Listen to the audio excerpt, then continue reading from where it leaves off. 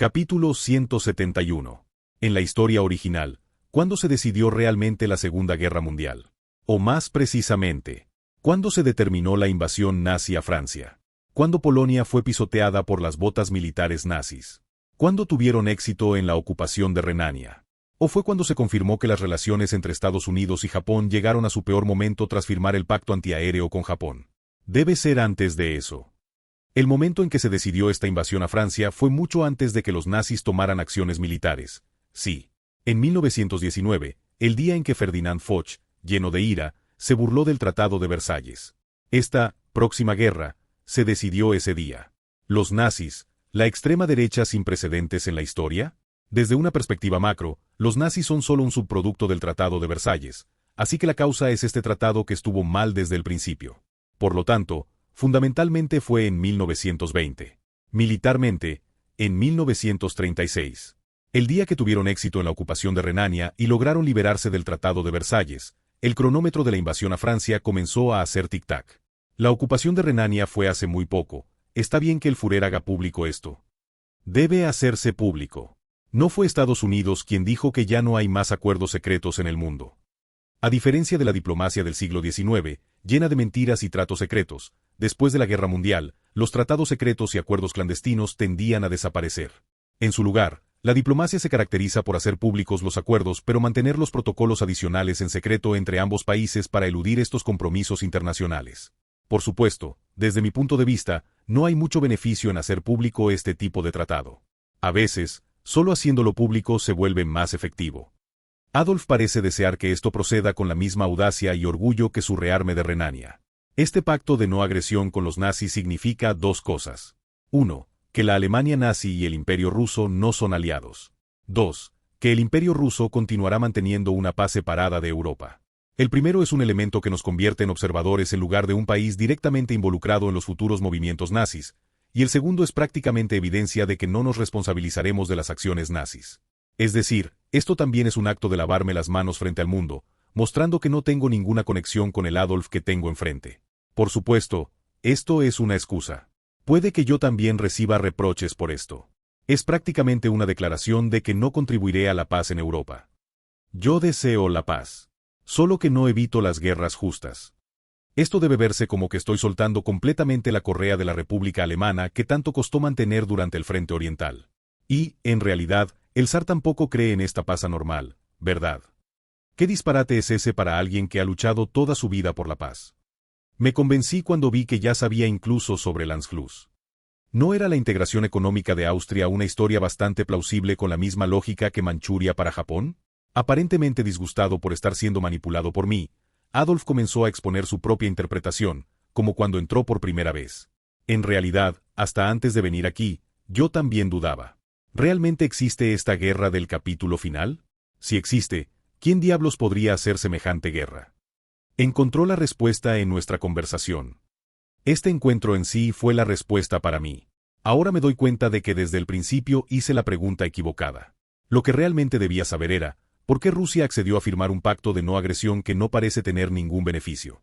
Todo esto se reduce a una cosa. El zar no solo estaba prediciendo este capítulo final en París, sino que lo estaba planeando. Adolf, por esta vez, continuó su monólogo sin esperar mi respuesta. Desde esta perspectiva, yo fui elegido como una pieza de ajedrez, ¿verdad? ¿Qué acabo de escuchar? ¿Este Führer con un ego tan desmesurado se está comparando a sí mismo con una pieza de ajedrez? Pero me dejaré usar. Al fin y al cabo, el uso es mutuo, ¿no? Es natural que el superior utilice al tonto, y que el sobresaliente reemplace al inexperto. No. Esto no es humildad ni autodesprecio, sino más bien arrogancia extrema llena de autoconfianza que dice, incluso si estoy siendo usado, tengo la confianza de que no seré manipulado. Cuando me di cuenta de esto en la habitación donde estábamos solo nosotros dos. Ja, ja, ja, ja. Jeje, ¿qué le parece mi interpretación? Solté una carcajada olvidándome de las apariencias. Incluso después de reír por un buen rato e intentar ordenar mis pensamientos echando la cabeza hacia atrás, no podía calmarme. Entonces, ¿este es Adolf Hitler, el Führer eugenista, racista y pesimista? No, admitámoslo. El Adolf que yo conocía ha desaparecido, y el que tengo frente a mí es un brillante Führer que ha adoptado la diplomacia cercana a la correcta para Alemania, la diplomacia prorrusa de Bismarck. Ah, Führer. Me está volviendo loco. ¿Qué es? ¿Qué ha cambiado tanto a este hombre llamado Adolf Hitler? ¿Fui yo? ¿Realmente he cambiado tanto a un hombre? ¿Realmente fui yo? Yo, que nunca antes me había encontrado cara a cara con este hombre histórico, ¿lo he cambiado tanto? ¿O fue Vladimir Lenin? He oído que los miembros del partido nazi aún custodian celosamente su residencia. ¿Será su influencia? Este hombre, aunque se describió a sí mismo como una pieza, actúa como si fuera el protagonista del mundo. Más bien, yo quisiera preguntar, ¿realmente qué elemento de este mundo cambió al ordinario Cesarevich? ¿Fue un simple intento de asesinato lo que te cambió? ¿O fue la muerte de los zares anteriores? Por eso debe estar hablándome así hasta el final. La cortesía y las apariencias entre nosotros hace tiempo que fueron descartadas. Realmente estamos volcando todos nuestros sentidos en explorarnos mutuamente y hurgar en nuestros pensamientos más íntimos. No sé cuántas de mis nociones se están rompiendo hoy en esta reunión, pero si añadiera una más. Foch y Wilson. Incluso si hubieran estado vivos, no habrían podido detener a este hombre. Este hombre no es alguien que simplemente santifique al Estado y ejerza autoridad por su propio poder. El hombre frente a mí no es un político, sino un revolucionario. Un revolucionario que ve incluso el poder como un medio.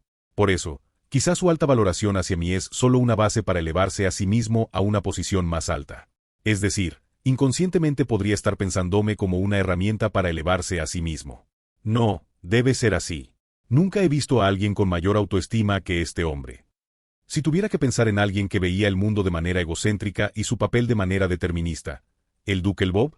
Ahora que lo pienso, el duque Lvov, que fue líder de los liberales, tenía aspectos similares. ¿Cuál fue el final del duque Lvov? Ah, sí. Yo lo hice colgar. Führer. Esperaré con expectación. No me echaré atrás. Sin importar qué pruebas se presenten.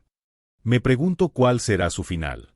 ¿Realmente Adolf permanecerá como protagonista según sus aspiraciones, o terminará siendo un simple peón sacrificado, temporary sacrifice, en mi tablero de ajedrez? Todavía no lo sé porque él sigue corriendo hacia el final del tablero. Pero una cosa es segura. Uno de nosotros dos está equivocado. No sé cuánto nos desgastamos y nos rompimos mutuamente con un solo encuentro. El Führer, que dejó una impresión más grande que cualquier otro visitante en Petrogrado, así salió del mar Báltico. Aunque la reunión con el primer ministro Stolypin también fue una ardua negociación de tira y afloja durante bastante tiempo, el impacto que dejaron unas pocas horas de encuentro con el zar fue más que un simple pacto de no agresión ruso-alemán para algunos. No conozco a los nazis. Ahora realmente debo conocer a este hombre llamado Adolf Hitler. Nikolai tuvo que reconocer todos sus errores de juicio sobre Alemania y examinarse a sí mismo. Como esperaba, el capítulo final estaba moviéndose en manos del zar. Si hubiéramos sido engañados sin saberlo, Rusia nos habría pisoteado para subir más alto. Adolf tuvo que elevar extremadamente su cautela hacia el zar junto con el logro de confirmar que estaba en lo correcto. No fueron solo estas dos personas las que exploraron mutuamente y cambiaron sus pensamientos. Las personas alrededor que los observaban también tuvieron que modificar gradualmente su pensamiento después de esta conversación. ¿Un simple Führer se atreve a ascender a la misma posición que su majestad el zar? Maldita sea, ¿no estará Alemania haciendo una diplomacia imprudente? ¿Cómo intentar repentinamente saltarnos y aliarse con Japón al otro lado del mundo? Esto me hace sentir inquieto. Mi padre está cauteloso, dicen. Esto debe significar que las predicciones sobre Alemania se han vuelto incompletas. Entonces, debería dar más importancia a la dirección personal del Führer que a la ideología nazi. A partir de ahora, eliminaremos todo lo relacionado con Rusia o el zar en la propaganda interna. El Führer renacerá como el único líder incomparable. Sin importar cuáles fueran las reacciones de los numerosos burócratas y subordinados que rodeaban a los dos hombres. Sin duda, el más afectado fue el ministro de Industria, Yosif Jugasvili, quien no participó ni una sola vez en las negociaciones. El zar establece un propósito apropiado cuando eleva a alguien. Esto no tiene excepciones. Por eso la era de los burócratas continuó durante toda la edad de oro del imperio. Nada debe haber sido más cómodo para el zar que los burócratas capaces y obedientes para usar como herramientas. Entonces, volvamos esta pregunta hacia mí mismo.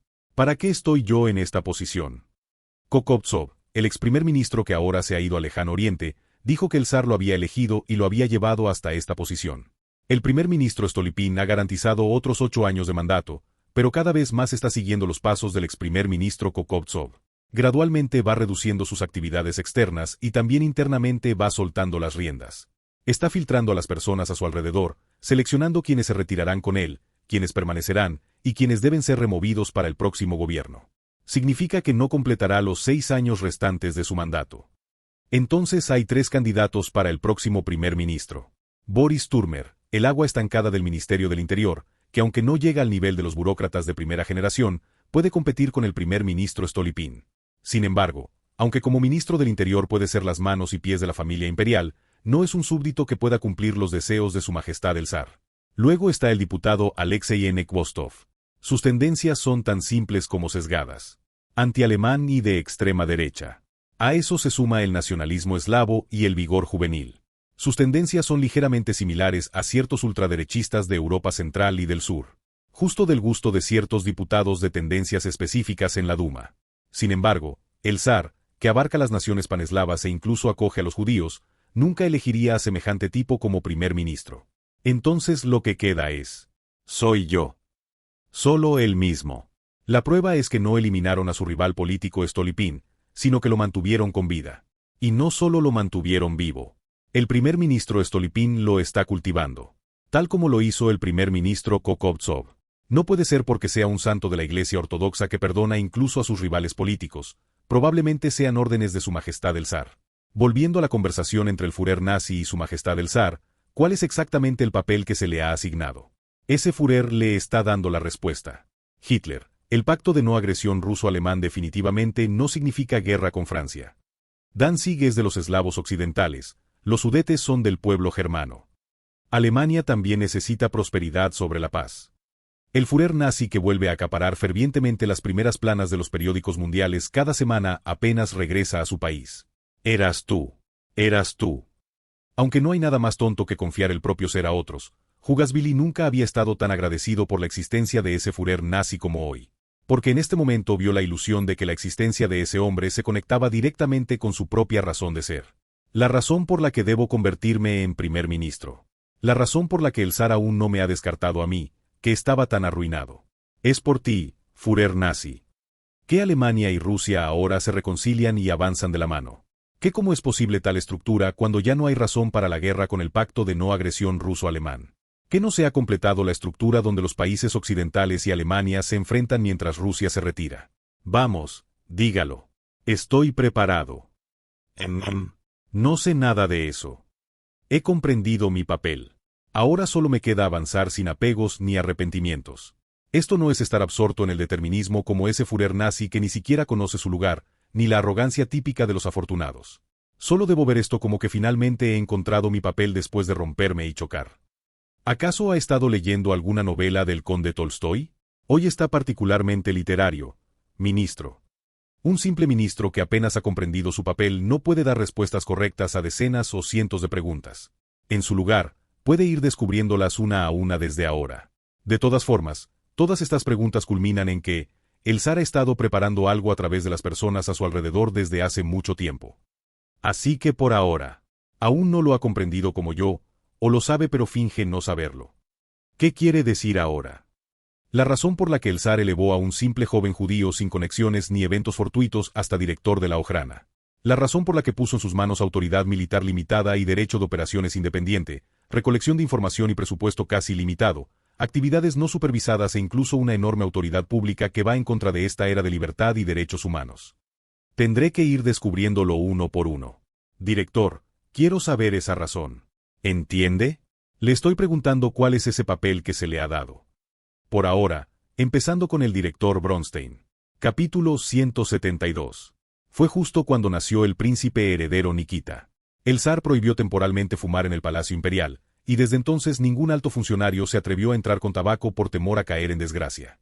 Irónicamente, se dice que el cesarevich fuma a escondidas de la zarina en un rincón del jardín últimamente, algo digno de registrarse como un secreto. Sin embargo, hoy, en este lugar. Bronstein exhaló el humo mirando al vacío. Después de crear suficiente humo para nublar el ambiente varias veces. Preguntó. Pensé que algo no encajaba desde la primera vez que lo vi. Señor ministro. Hable. ¿Acaso quiere morir? ¿Qué? Bronstein presionó al ministro de Industria, cuya reacción era tan lenta como los pensamientos que llenaban su cabeza. ¿Dice que ha sido designado como el rival del Führer nazi? Aunque el zar haya tomado tal decisión, ¿cómo se atreve a mencionarlo? Si esto llega a oídos de la Gestapo, será terrorismo inmediato. ¿Cómo podría filtrarse algo dicho en este palacio imperial? Incluso si no fuera así, es un problema. Escuche bien, lo diré solo una vez. Si ha captado la intención del zar, solo debe cerrar la boca y actuar en consecuencia. Esto no es algo que deba investigarse o escudriñarse. Yosif ya conocía su repugnante ambición de poder desde hace tiempo, pero intentar ponerse en una posición de toma de decisiones, junto al zar con la excusa de querer entender sus verdaderas intenciones. Solo por ese hecho, ya había cruzado la línea. Jaja, parece que ni siquiera usted sabe hacia dónde mira finalmente el zar, viendo cómo lanza amenazas así. Sin embargo, ante la amenaza del director, Yosif se echó a reír. Aunque, aparte de eso, sus palmas se estaban humedeciendo. Y esta respuesta emocional del frío director, esto significa algo. Como si el placer de darse cuenta de que tenía razón ya estuviera suministrando una gran cantidad de dopamina a su cerebro. Su boca no se detuvo ni ante las señales de peligro que estimulaban su instinto. Parece estar seguro de ser el próximo primer ministro. Espero no tener que matarlo con mis propias manos. Ja, ja. Director, al final uniremos nuestras intenciones por el único propósito que desea el zar. Seguramente esa es la única razón por la que vivimos en la misma época. Maldito loco. Aunque la Gran Purga ya es una historia del pasado lejano, y hasta la guerra podría considerarse pasado. La vida que llevaba Lev Davidovich Bronstein seguía siendo un mundo sucio y oscuro hecho de sangre y masacre. Por eso mismo no podía entender a este individuo que se alegraba sin valorar su propia vida. Ya es hora de dejar de ver a este hombre. Bronstein se ajustó el sombrero y se levantó. A sus espaldas, Yosif seguía gritando. Nos vemos, director. Aunque lo evite, seguiremos encontrándonos. Este es un futuro ya decidido. Por el mismo zar. Ja, ja, ja. Realmente, su obsesión era tan nauseabunda que daban ganas de matarlo. El gran proyecto que incluso los expertos negaban con la cabeza y eran escépticos. En marzo del 1936, cuando se completó la presa Ober. Antes de que Estados Unidos pudiera celebrar el éxito de esta política pública, la noticia del Pacto de No Agresión Germano-Ruso sacudió al mundo. Rusia ha abandonado a Francia. Alemania se está preparando para la guerra. ¿Acaso el zar está diciendo que no le importa si todos los pueblos eslavos mueren? ¿Por qué no entiende que una gran potencia tiene tal responsabilidad? Bastardos eslavos, ¿solo importa que ustedes estén en paz? ¿Solo importa que ustedes escapen de la guerra? Incluso cuando Rusia observó la anulación de los 2 tratados de desarme de Japón como si fuera algo ajeno. Incluso cuando en el 35 resurgió la Luftwaffe, que una vez tuvo la tecnología más avanzada del mundo, el mundo no perdió la esperanza en su interior. Todos hablaban de crisis y amenazas a la paz, pero en el fondo pensaban, que guerra ni que nada, si Rusia está ahí firme. ¿Pero un pacto de no agresión? Esto es prácticamente como si la Policía Internacional que abarca Europa y Asia se hubiera quitado el uniforme y se declarara en huelga de la noche a la mañana. Están soltando abiertamente la correa de Alemania y Japón. Aunque este caos no era un caos directo como la caída de la bolsa, la fuga de oro y el aumento de los precios de las materias primas. Los problemas logísticos y de costos de mantener una guerra en Asia no serían excusa suficiente para explicar por qué las potencias mundiales se quedaron mirando mientras Japón invadía el continente. El verdadero factor limitante era Rusia, y el pacto germano-soviético de no agresión era una señal de que el zar había elegido enfocarse en Asia. ¿Qué? Entonces no habrá frente oriental. La línea Maginot. ¿Dónde está André Maginot, el ministro de guerra francés? Extiéndanos la línea Maginot hasta Bélgica. Conéctenos ahora mismo. El ministro Maginot ya murió de tifus. De todos modos, extiendan esa maldita línea defensiva hasta nuestra frontera con Bélgica. La región del Frente Occidental, que todavía no podía utilizar las tierras devastadas desde la Gran Guerra, estaba experimentando nuevamente el miedo. Hasta donde llega el área de construcción del Lebensraum. Originalmente, esto es una locura que reclama como territorio germánico toda la región hasta el mar Adriático. Te pregunto si estamos incluidos. Por ahora, sí. Europa Central, es decir, toda la región del antiguo Imperio Dual está incluida en este objetivo de conquista del Lebensraum. ¿No tenemos ancestros eslavos? Ni siquiera alguna región con sangre mezclada. Naturalmente, los países de Europa Central que pertenecieron al antiguo Frente Sur también temían el siguiente movimiento de esta Alemania desatada. Si alguien soltó la correa, alguien más debe ponerle un cascabel al cuello de Alemania. Si no es Rusia, ¿quién puede detener a la Alemania nazi? Llamen a Italia. Aunque Italia y Gran Bretaña no se llevan bien, pero es urgente, llamémoslos a ambos. El Duce, que mostraba su ambición descarada por África después de la guerra de Etiopía. Naturalmente, Francia y Gran Bretaña, que se habían repartido África, comenzaron a criticar duramente al duce, pero, duce, nos equivocamos. Alemania, esos son verdaderos locos. Jaja, a diferencia de Barthou, el ministro Laval sí que sabe. La guerra de Etiopía definitivamente terminará en victoria italiana. Apoyamos completamente la guerra santa del duce. Siga, siga. Oh, gran duce. Plante la bandera de la victoria y difunda la civilización. ¿Quién hubiera imaginado en el mundo que llegaría el día en que el imperio colonial francés se arrodillaría primero y correría a disculparse ante Mussolini, a quien menospreciaban como un atrasado estúpido y estrecho de miras? También lo hacemos nosotros. ¿Qué pasa? No lo harás. Oh, gran duce. TSK, ustedes isleños han arruinado todo el ambiente, responsabilícense. Quizás lo afortunado fue que Francia y Gran Bretaña encontraron la oportunidad de responsabilizarse por sus errores pasados en menos de medio año. Golpe de estado del ejército africano español. La rebelión del general Franco. Guerra civil entre republicanos y nacionalistas se expandirá a una guerra mundial. Duce. Mis queridos hermanos, ¿cómo podría yo, el padrino del fascismo, quedarme quieto mientras nuestros camaradas fascistas sufren allí? Esto no puede ser. Una intervención en la guerra civil. ¿Realmente quiere ver cómo se expande la guerra? Ni más ni menos que 50.000. Enviaré solo 50.000 tropas. Como la guerra de Etiopía no ha terminado, estoy haciendo una gran concesión. Aunque esto no significa que Italia esté bajo el control de Gran Bretaña y Francia. Y FDR, que observaba todo este proceso. Japón, corten todas las exportaciones a Japón. Señor presidente, ¿por qué de repente Japón? El zar abandonó Europa y dirigió su mirada hacia Asia. Debemos detener y matar a Japón como sea.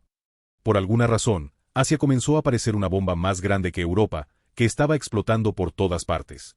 Otra señal oculta que significaba el pacto de no agresión germano-soviético. Esto significa que Rusia abandonó Europa y eligió Asia. Cuando se mira la historia de la guerra sino-japonesa, uno comienza a preguntarse, ¿por qué las numerosas potencias, desesperadas por intervenir, solo observaron la invasión continental de Japón? Solo hay que ver el levantamiento de los Boxers, donde en solo 2 meses el ejército aliado de 8 naciones pisó China y pacificó a los Qin. Aunque hay factores como que una guerra en Asia es una guerra expedicionaria para todas las potencias y que cuesta más mantener y proteger las colonias en términos de costos. La invasión japonesa de China claramente fue algo que podría haber unido al mundo. La razón por la que las potencias no pudieron unirse es simple. La guerra sino-japonesa comenzó con enfrentamientos intermitentes y localizados desde el 31, pero se intensificó realmente en el 37. Justo coincide con el ascenso del nazismo. Es decir, la relación entre la Alemania nazi y el imperio japonés puede considerarse mutuamente complementaria, donde cada uno dispersa a los enemigos del otro. Con la historia alterada, surgieron 2 problemas. 1. Chiang Kai-shek logró unificar toda la tierra excepto algunos señores de la Guerra del Sur y las concesiones extranjeras a través de la Guerra Central. Además, con nosotros cubriéndole la espalda, la invasión continental de Japón es impensable. Es decir, Japón no puede iniciar una guerra del Pacífico por sí solo ni aunque resucite. 2. Adolf probablemente continuará la guerra siendo claramente consciente de mí. Esto significa que al menos esperará que yo cumpla el papel del Japón histórico o incluso desee una mayor dispersión de atención en Asia. Aunque nada de esto está escrito en el Pacto de No Agresión Germano-Soviético. Supongo que esto es lo que llaman un acuerdo tácito. Aunque engañan al mundo haciendo parecer que la economía se recupera con deuda emitiendo pagarés MEFO sin fin, el Adolf que vi no es alguien que tropiece con sus propios pies. Si estas condiciones no se cumplen, él no iniciará la guerra.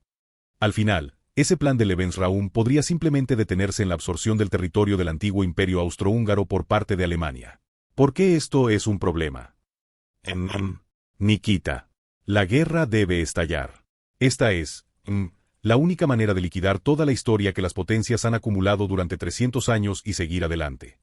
Imperialismo, colonialismo, racismo y nacionalismo, extremismo, y el comunismo que aún no ha podido levantar cabeza.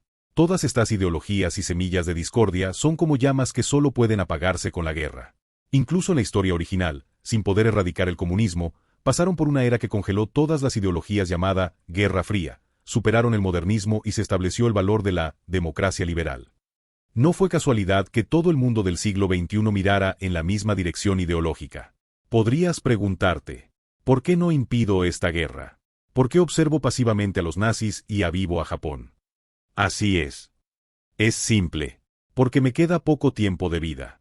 Por eso, antes de morir, debo limpiar todo el karma acumulado en esta tierra. Solo así no habrá guerras en tu era. Si tuviera más tiempo, o si el desarrollo tecnológico se hubiera retrasado y el concepto de destrucción mutua asegurada hubiera aparecido décadas más tarde, quizás habría tomado una elección diferente. Sin embargo, los intentos de vaporización y el peligro de la radiación ya habían comenzado desde 1919. Hay más razones, pero solo este hecho fue suficiente para confirmar la necesidad de esta guerra. Cuanto más tarde estalle una guerra, más peligrosa es. Sí, hipotéticamente. Si la guerra no estalla según los deseos de padre, ¿qué hará? Para ser franco, aunque el imperio japonés sigue avanzando como estado militar, está dividido en dos. Y aunque el Führer nazi externamente pueda respetar a padre, no sabemos qué intenciones oscuras pueda estar ocultando. Yo creo que si se cumplen las condiciones, ese Führer nazi iniciará la guerra o el imperio japonés comenzará una guerra de conquista, pero si aún así no ocurre. No es que no haya pensado en ese caso, pero la posibilidad era tan pequeña que no preparé contramedidas específicas. Ante la pregunta de Nikita, intenté dar vueltas a mi circuito de pensamiento por un momento, pero al final la conclusión no cambia. Bueno, aún así, la Segunda Guerra es absolutamente necesaria. Esta convicción endurecida durante décadas no se tambalea por una simple pregunta. Si la guerra no estalla incluso cuando las condiciones estén completas. Por el bien de mi imperio. Incluso por el bien de este mundo. Habrá que hacer que estalle. Nadie puede evitar la próxima guerra. Capítulo 173. Como se puede ver solo con la Guerra Civil Española, no era tan raro en este mundo que la opinión nacional se dividiera en dos por un criterio. Solo que aquellos descendientes de España eligieron la guerra civil como solución. Aunque los criterios pueden ser diversos, como izquierda y derecha, conservador y progresista, monarquía y república, democratización y dictadura, significa que era una época común de estructuras que formaban polos opuestos. Y había otro país que formaba estos extremos opuestos, el Imperio japonés. Japón, que comenzó el fortalecimiento militar que destruía la seguridad del Pacífico. La armada rusa se ha retirado completamente de Sajalín y las Kuriles. Actualmente solo quedan algunos barcos de patrulla y la guardia costera. Una retirada completa. ¿Y la flota del Pacífico? No hay noticias particulares. Normalmente los periódicos arman un escándalo incluso con rumores de construcción de barcos, así que si está tan tranquilo, no significa que realmente no quieren competir con nosotros. Es extraño que el país que debería estar más disgustado y señalar con el dedo estos movimientos del imperio japonés esté en cambio empujándolos. Por más que sus cerebros estén marinados en militarismo y el ejército esté dividido en dos, los oficiales con estrellas en el pecho no son tontos. Cualquiera puede ver que Rusia tiene intenciones y desea la expansión de Japón. Esas islas y archipiélagos son territorios que ellos tomaron como precio de la guerra ruso-japonesa. Son bases casi para prevenir la guerra. Pero son tan sinceros en ayudarnos. Rusia deseaba tanto una alianza con nosotros. En realidad, somos un país tan extraordinario. Por supuesto, interpretaron las cosas a su manera, pero no eran lo suficientemente tontos como para no concentrarse en esta intención de Rusia. Almirante Toho Hideki, ¿qué opina usted? Si pasan solo 4 años así, la flota del Pacífico no se atreverá a enfrentarnos. Ahora como antes, su armada está dividida en 3. Viendo que la alianza con Chiang Kai-shek continúa, podemos interpretar que al menos quieren proteger China. Yo también lo creo así. Para todos los presentes, la intención de Rusia en realidad solo puede ser una. Quieren que toquemos las colonias de los países occidentales. Si nos ayudan tan abiertamente a fortalecer el poder naval, es claro hacia dónde debemos avanzar. Estados Unidos, Inglaterra, Australia, el sur de China y Francia. Si se excluyen el interior de China y Corea, las direcciones en las que este país puede expandirse desde el principio son solo lugares que chocan con el mundo occidental. Hideki, que emerge como un almirante genio de la facción de control, añadió una pequeña preocupación a esto. Sin embargo, ministro del Interior, debemos tener en cuenta que ellos nunca hicieron una propuesta de alianza. Francamente, incluso si el imperio se ve en crisis, será difícil tener grandes expectativas de ellos. Lo sé. Así es. Okada Keisuke, ex primer ministro y veterano de la Marina como Makoto, era un hombre perfectamente optimizado para crear un estado militar centrado en la Marina, pero Hideki no podía confiar completamente en él por no ser de la facción de control. Por otro lado, el almirante Araki Sadao, de la facción del Camino Imperial, que estaba en la posición opuesta a Hideki, frunció el ceño ante estas preocupaciones e intervino. No diga palabras débiles. Con ese espíritu podrido, ¿cómo pretende liberar hacia de esas sucias potencias occidentales? Ministro del Interior, no necesita escuchar tales palabras.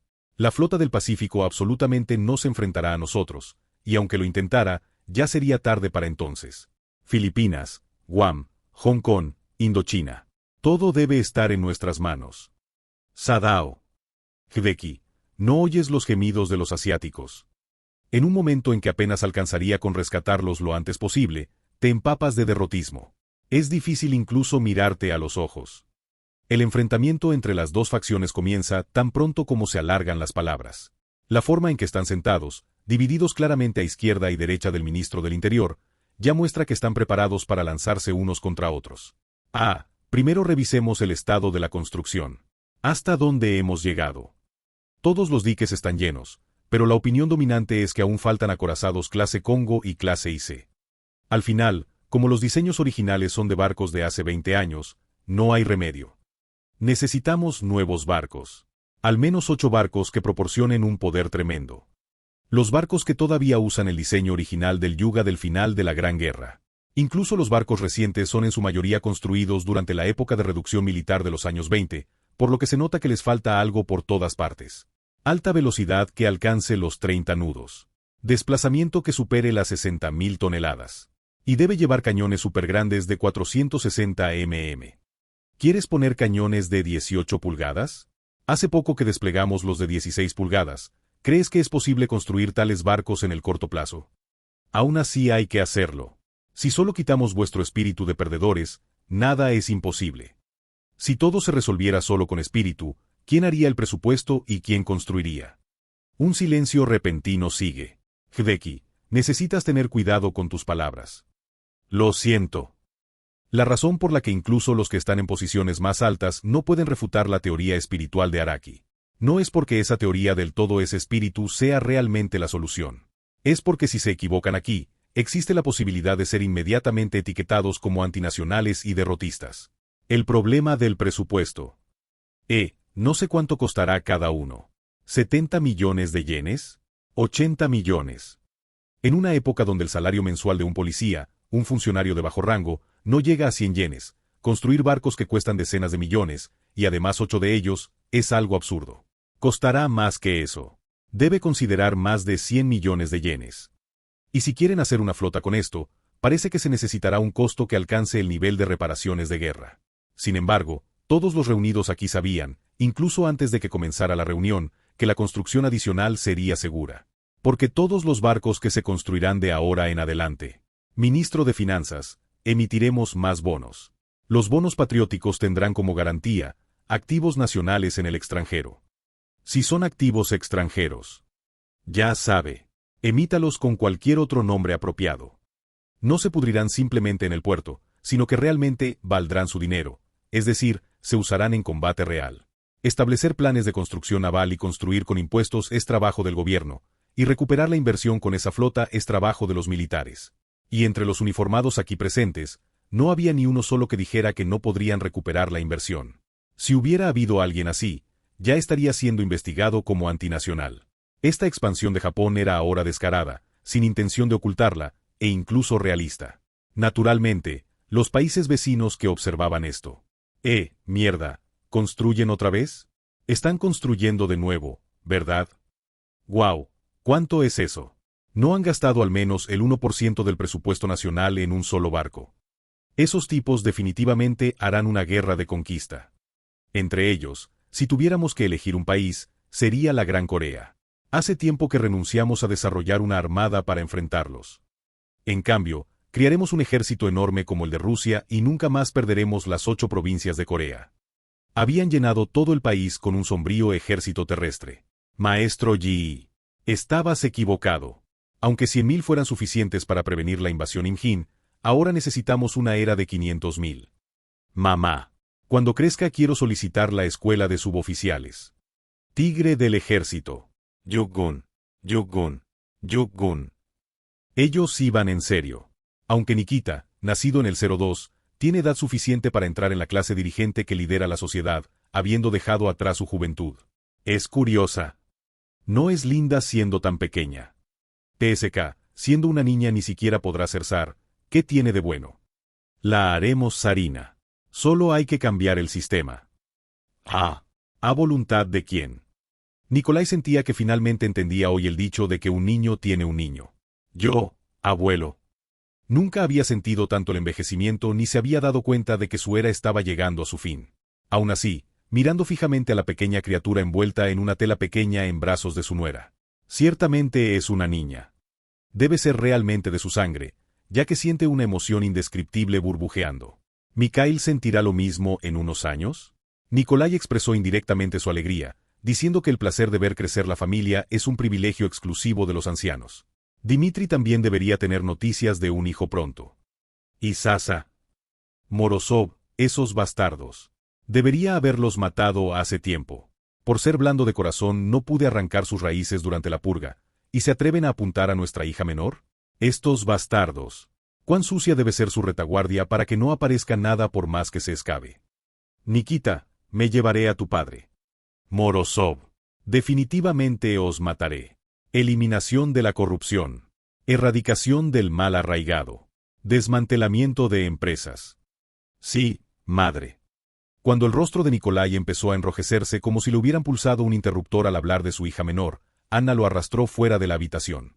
Aunque la madre seguía enfadada, pensando que era una broma y llamándolo senil, Nikita lo sabía. Ya ha hecho toda la investigación. Que su padre siempre iba en serio. Sin embargo, viendo que la familia Morozov no había muerto, parece que ellos también se habían preparado a su manera. La familia Romanov, a diferencia de otras familias reales europeas, no era numerosa. Más específicamente, aunque podría haber muchos descendientes que continuaran la sangre de los zares anteriores, no quedaban muchos descendientes directos vivos. Solo quedaban 3 grandes duques, e incluso estos eran personas que tendrían dificultades para suceder o cuyo título descendería. Conociendo el carácter de padre, probablemente cambiará esta maldita ley imperial. Solo viendo cuánto quiere a su hija menor, no sé cuánta dote le dará. Bueno, aunque la familia Morozov no es una familia que necesite dote. Tal vez le dará alguna tierra en el lejano oriente. Padre tenía tierras. Dmitri, llegas tarde. Oh, lo siento. Pero, ¿qué es eso de las tierras de padre? Hay tierras que no conozco. El lejano oriente. Las tierras que compró cuando era príncipe heredero. Ah, ¿esas? Espera. Todo eso es tierra de padre. Nikita también había oído que cuando el gobierno general de Amur estaba creciendo, mientras llevaba a cabo políticas de apoyo a los inmigrantes, había puesto toda Manchuria a nombre de la familia imperial, pero parece que es mucho más de lo que pensaba. Dios mío, ¿qué lugar tan extraordinario es ese? Yo viajé allí la última vez. Padre se lo dio a Sasa. No sé nada de eso. En ese momento, probablemente lo hizo porque no tuvo otra opción, según tengo entendido. Tierras destruidas por la guerra ruso-japonesa, tierras que debían ser propiedad del Estado o usadas por el ejército. En fin, por varias razones, había muchos lugares difíciles de distribuir entre los inmigrantes. No codicies si se lo da a la menor. ¿Quién ha dicho algo? Solo preguntaba. Más bien, ¿no deberías preocuparte tú, hermano? Si se lo da a Sasa, tú no podrás recibirlo. Ah, Dmitri. Agarrando los hombros de este hermano simple e inocente, Nikita contuvo su creciente exasperación y dijo: soy el Cesarevich. Por más riqueza que acumule la familia Morozov, ni siquiera se acerca a la punta de los bienes imperiales. Los bienes de la familia imperial y del gobierno están claramente separados. Incluso Nikita, siendo el Cesarevich, desconocía muchos de sus usos. No es que la familia imperial no tenga demasiada riqueza. Pero aún así, ¿no es mejor que esas decoraciones que sobreviven con el dinero de bolsillo que les tira el gobierno pretendiendo ser familia real? Sobre todo, nadie puede decir nada ya que la mayoría de los bienes imperiales no provienen de impuestos. Sin embargo, de repente surge una duda. Solo con las tierras, los beneficios deben ser enormes. ¿Por qué incluso él, siendo el Cesarevich, no puede conocer su uso? La celebración del nacimiento. Habrá que hacerla, ¿no? Esta vez hagámosla grande. No intentes hacerla modesta sin razón. El lujo imperial es la muerte. Es la causa de las revoluciones. Cállate. Al menos es seguro que ni padre ni madre lo están usando. Bueno, probablemente lo use para construir orfanatos. Nikita creía sin dudar que se estaba usando para algo bueno. Capítulo 174. La expansión de Italia. El levantamiento nazi. El rearme de Japón. La indiferencia de Rusia. Y hasta España estallando en guerra civil. Mientras los líderes de las potencias occidentales se rompían la cabeza tratando de definir posiciones y aclarar situaciones ante el impacto de cada evento. A por las acciones. Londres, París, Nueva York, Petrogrado. Nuevos máximos históricos. Vamos. ¿Bajas tasas de interés a largo plazo? A pedir préstamos. El mundo seguía girando bastante bien a pesar del caos. Francamente, comparado con la época de hace unos años cuando sufrían desempleo y huelgas, ahora era mucho más estable y esperanzador. No habrá otro barco de pasajeros más lujoso en el mundo. Reserve ahora su viaje transatlántico en el RMS Queen Mary. Estados Unidos ha inaugurado la era de los viajes en tren de alta velocidad. El tren de las estrellas, el Super Chief, lo llevará desde Chicago en el norte hasta Los Ángeles en el oeste. Jesse Owens. Va en cabeza. Owens. Triple corona. Es el momento en que nace el primer triple campeón negro del atletismo al ganar los 100 metros. Este es el escenario de los Juegos Olímpicos de Berlín, donde hoy también ocurren milagros de la humanidad. Culturalmente, se pasó de novelas clásicas y crítica social a novelas románticas como Lo que el viento se llevó. En deportes, atletas negros como Joe Louis, el dominador absoluto del peso pesado en boxeo, o Jesse Owens en atletismo. Políticamente, FDR y el Partido Demócrata ganaron fácilmente las elecciones presidenciales contra Landon. Inglaterra, continuando la era del gran conservadurismo, guiaba establemente al mundo. Las ondas aún no perturbaban la superficie de las grandes potencias. F. Franco, hijo de traidor. El régimen dictatorial corrupto era un problema, pero tampoco podíamos entregar el poder a los rojos. Por más que sea, traer potencias extranjeras a la guerra civil. Han vendido el espíritu de España junto con la traición. Hablan mucho los que trajeron hasta rojos extranjeros como voluntarios. Cuelguen en las calles a los republicanos que capturen. De todos modos, no habrá negociaciones. Al menos en apariencia. La razón por la que el mundo occidental aún no estaba completamente roto era porque España, que podría convertirse en un gran peso, aún no había caído en la balanza. FDR, quien entendía esto mejor que nadie, ya no podía quedarse sentado. Se levantó sobre sus dos piernas sanas. Programa una gira. Ya debe dejar de ir a la isla de Terranova. La prensa amarilla se burla cada vez que el presidente sale de la Casa Blanca, diciendo que va a pescar. No ahí. Sintió la necesidad de sumergirse directamente en el problema. ¿A dónde fue ese Adolf Hitler antes de que se descontrolara? No puede ser. Sí, a Petrogrado. Antes de que se decidiera a qué bando caería el país heredero de España, tenía que resolver las cosas con el zar. Sin importar cómo se desarrollara ese proceso. El legado de Wilson debe ser preservado. Debía evitar la guerra a toda costa. La gira internacional del presidente estadounidense. En realidad, en esta época donde los ataques terroristas y asesinatos contra líderes nacionales son frecuentes, viajar al extranjero no es una buena opción. A menos que sea realmente necesario, la mayoría de las potencias reciben a los visitantes, siendo esta la forma unilateral de encuentro. Calvin Coolidge solo viajó una vez durante su mandato, a La Habana, Cuba, para la Sexta Conferencia Internacional Americana, y Hoover nunca dejó Norteamérica durante la Gran Depresión. Aunque el desarrollo de la aviación ha reducido enormemente el tiempo de viaje al extranjero, esto también sigue siendo un medio de transporte imperfecto. Se podría decir que, excluyendo a los países de la Commonwealth, ningún país mantenía encuentros cara a cara continuos asumiendo estos riesgos. Por lo tanto, en esta época, una cumbre entre jefes de Estado era en sí misma un evento bastante notable. Una vez que FDR sintió la necesidad, no dudó en actuar. Aunque él también se había negado a dejar la Casa Blanca a menos que fuera para viajar a Canadá. Viajar a otro país en avión, debemos verlo como confianza o como una actuación. Además de ser un símbolo de progreso y presumir de la tecnología nacional, no será para ocultar su urgencia. Ya lo veremos cuando nos encontremos. Se movió con rapidez, hasta el punto de utilizar un medio tan imperfecto como el avión. Honestamente, es sorprendente.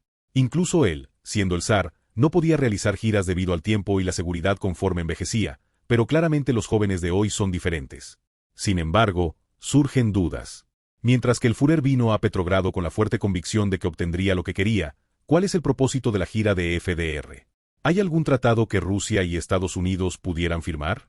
Ya es bastante extraño que se mueva ahora, después de que las relaciones con Japón se hayan roto y haya ignorado a Europa durante todo su primer mandato. Pero independientemente de estas dudas, también hay expectación.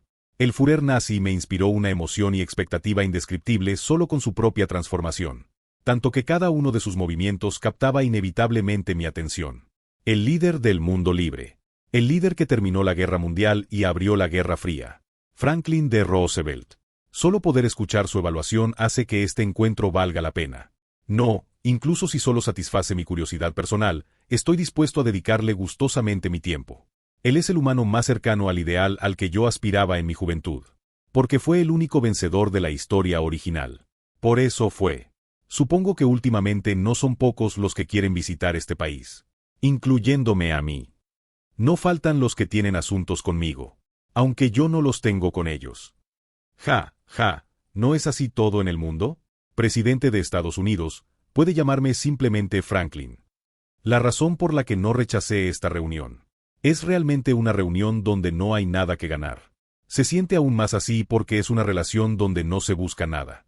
Incluso si hubiera algo, sería solo para satisfacer mi ambición personal o curiosidad. Parece que la el golpe del general Franco continúa exitosamente con el apoyo de Italia. ¿Qué facción apoya a Estados Unidos? Un conflicto entre tiranía y democracia como opciones. Por supuesto, esta es la posición republicana, mientras que los nacionalistas lo ven como una guerra contra los rojos. En cualquier caso, quiero estar del lado del ganador. Y como el general Franco ganará, supongo que debo escribir la carta de felicitación por adelantado. Incluso cuando ese fascista pregunta ¿y el Imperio Británico se siente disgustado? ¿Han muerto los ideales democráticos del Nuevo Mundo? ¿No es lo mismo este imperio? No firmaron un pacto de no agresión porque parece que Alemania vencerá a Francia. Corrección. Este tipo también necesita ser investigado a fondo. Sabía que era astuto, pero es toda una anaconda agazapada. Fingiendo desinterés. Manteniendo la postura de un tercero distante, como si no tuviera veneno, como si fuera inofensivo. FDR se convenció tan pronto como puso pie en esta tierra helada donde sopla el viento frío incluso en el tardío verano.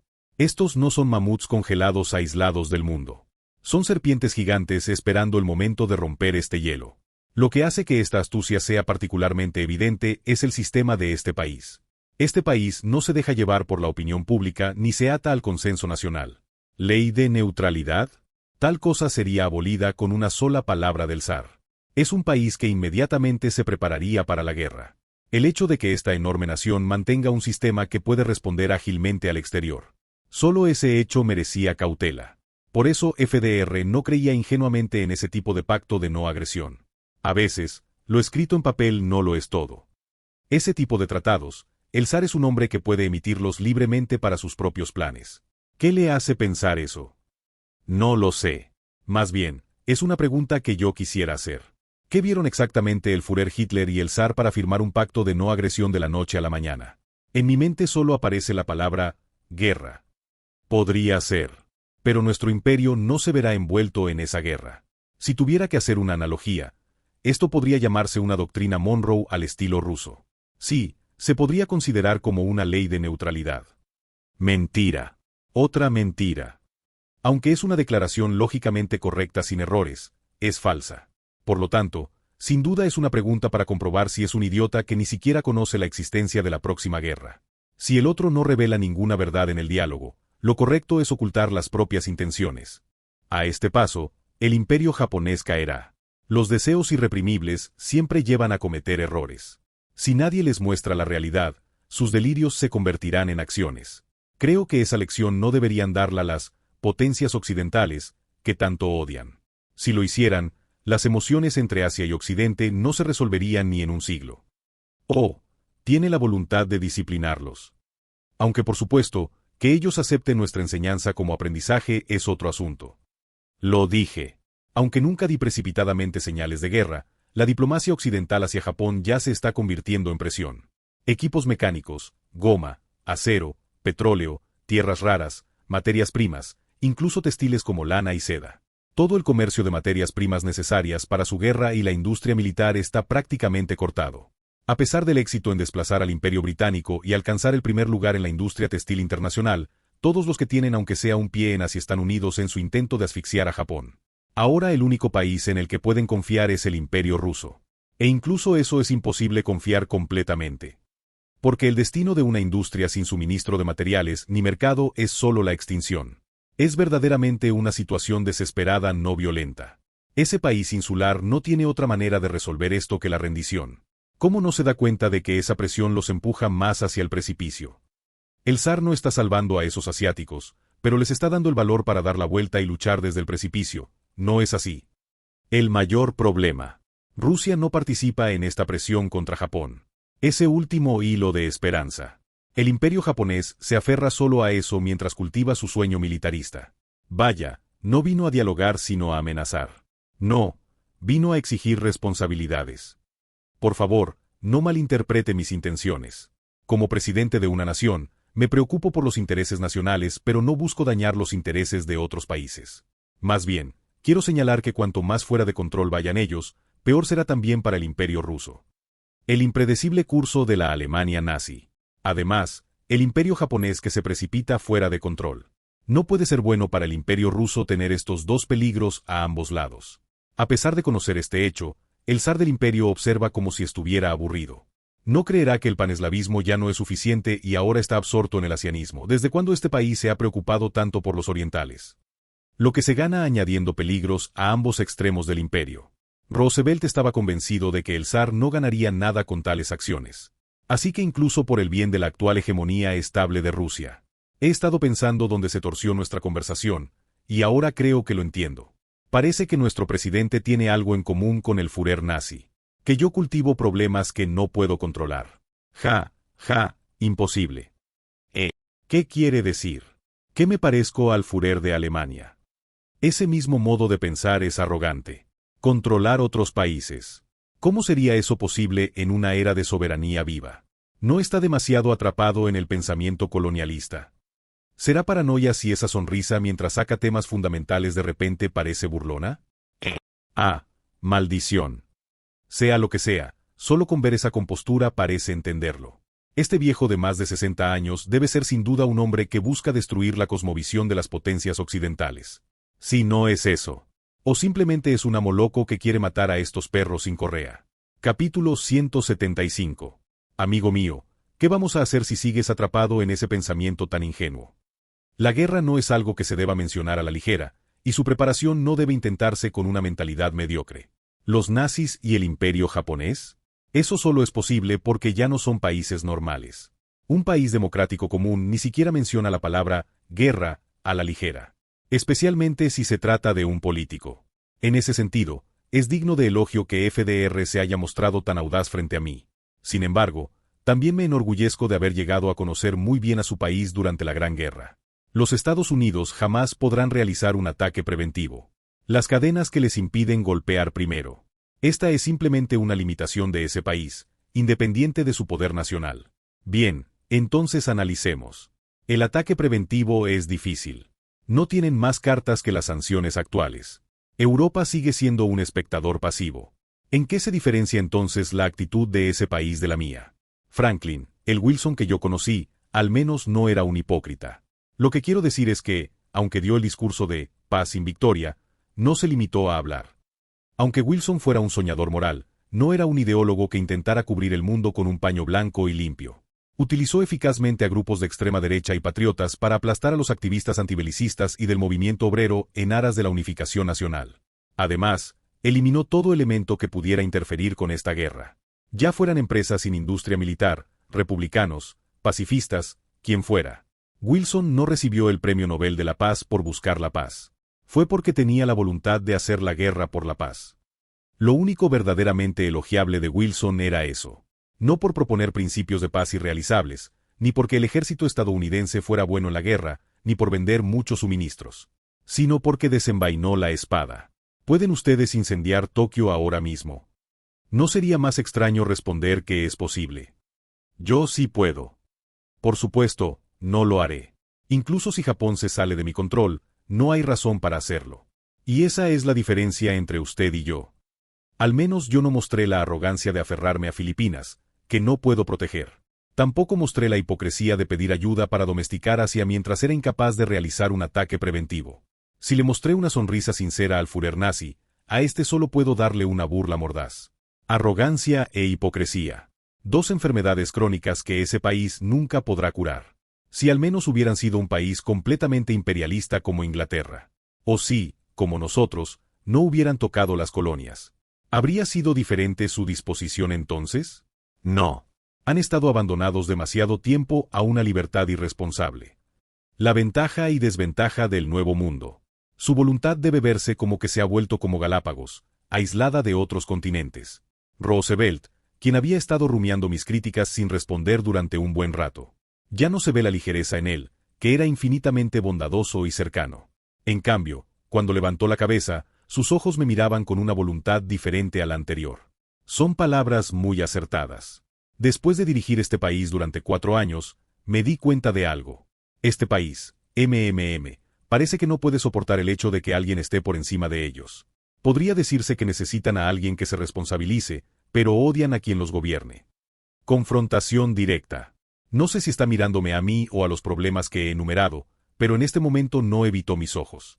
Déjeme contarle mi historia. Fui subsecretario de Marina durante el gobierno de Wilson. Era alguien a quien el presidente tuvo que detener personalmente cuando quise alistarme voluntariamente. Y durante mi tiempo como subsecretario, bajo las órdenes del presidente, cuadrupliqué exactamente la Marina. ¿Puede creerlo? Cuadruplicarla en tan poco tiempo. Impresionante.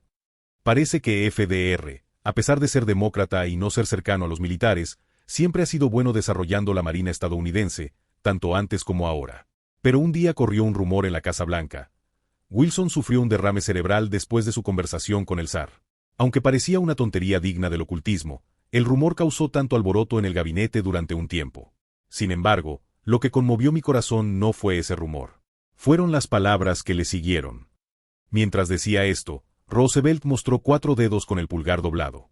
Los diputados de la Duma miran hacia los próximos 4 años, los nobles miran hacia los próximos 10 años. Y los expertos no saben cuán lejos miran hacia el futuro. Fueron las palabras que le dije a Wilson. Lo recuerdo. Debe haber sido mi respuesta cuando Wilson me presionaba para unirme a la Liga de las Naciones. El presidente de Estados Unidos sigue la tradición del primer George Washington de servir 2 mandatos. Mi segundo mandato acaba de comenzar. Todos los estados de la Unión, excepto 2, me han confiado su destino. Entonces, yo también quiero preguntar, como el presidente Wilson. Roosevelt, después de explicar largamente su sistema democrático que ya conozco, combinó la historia antigua para hacerme una pregunta. ¿Cuántos años cree que miraré hacia adelante?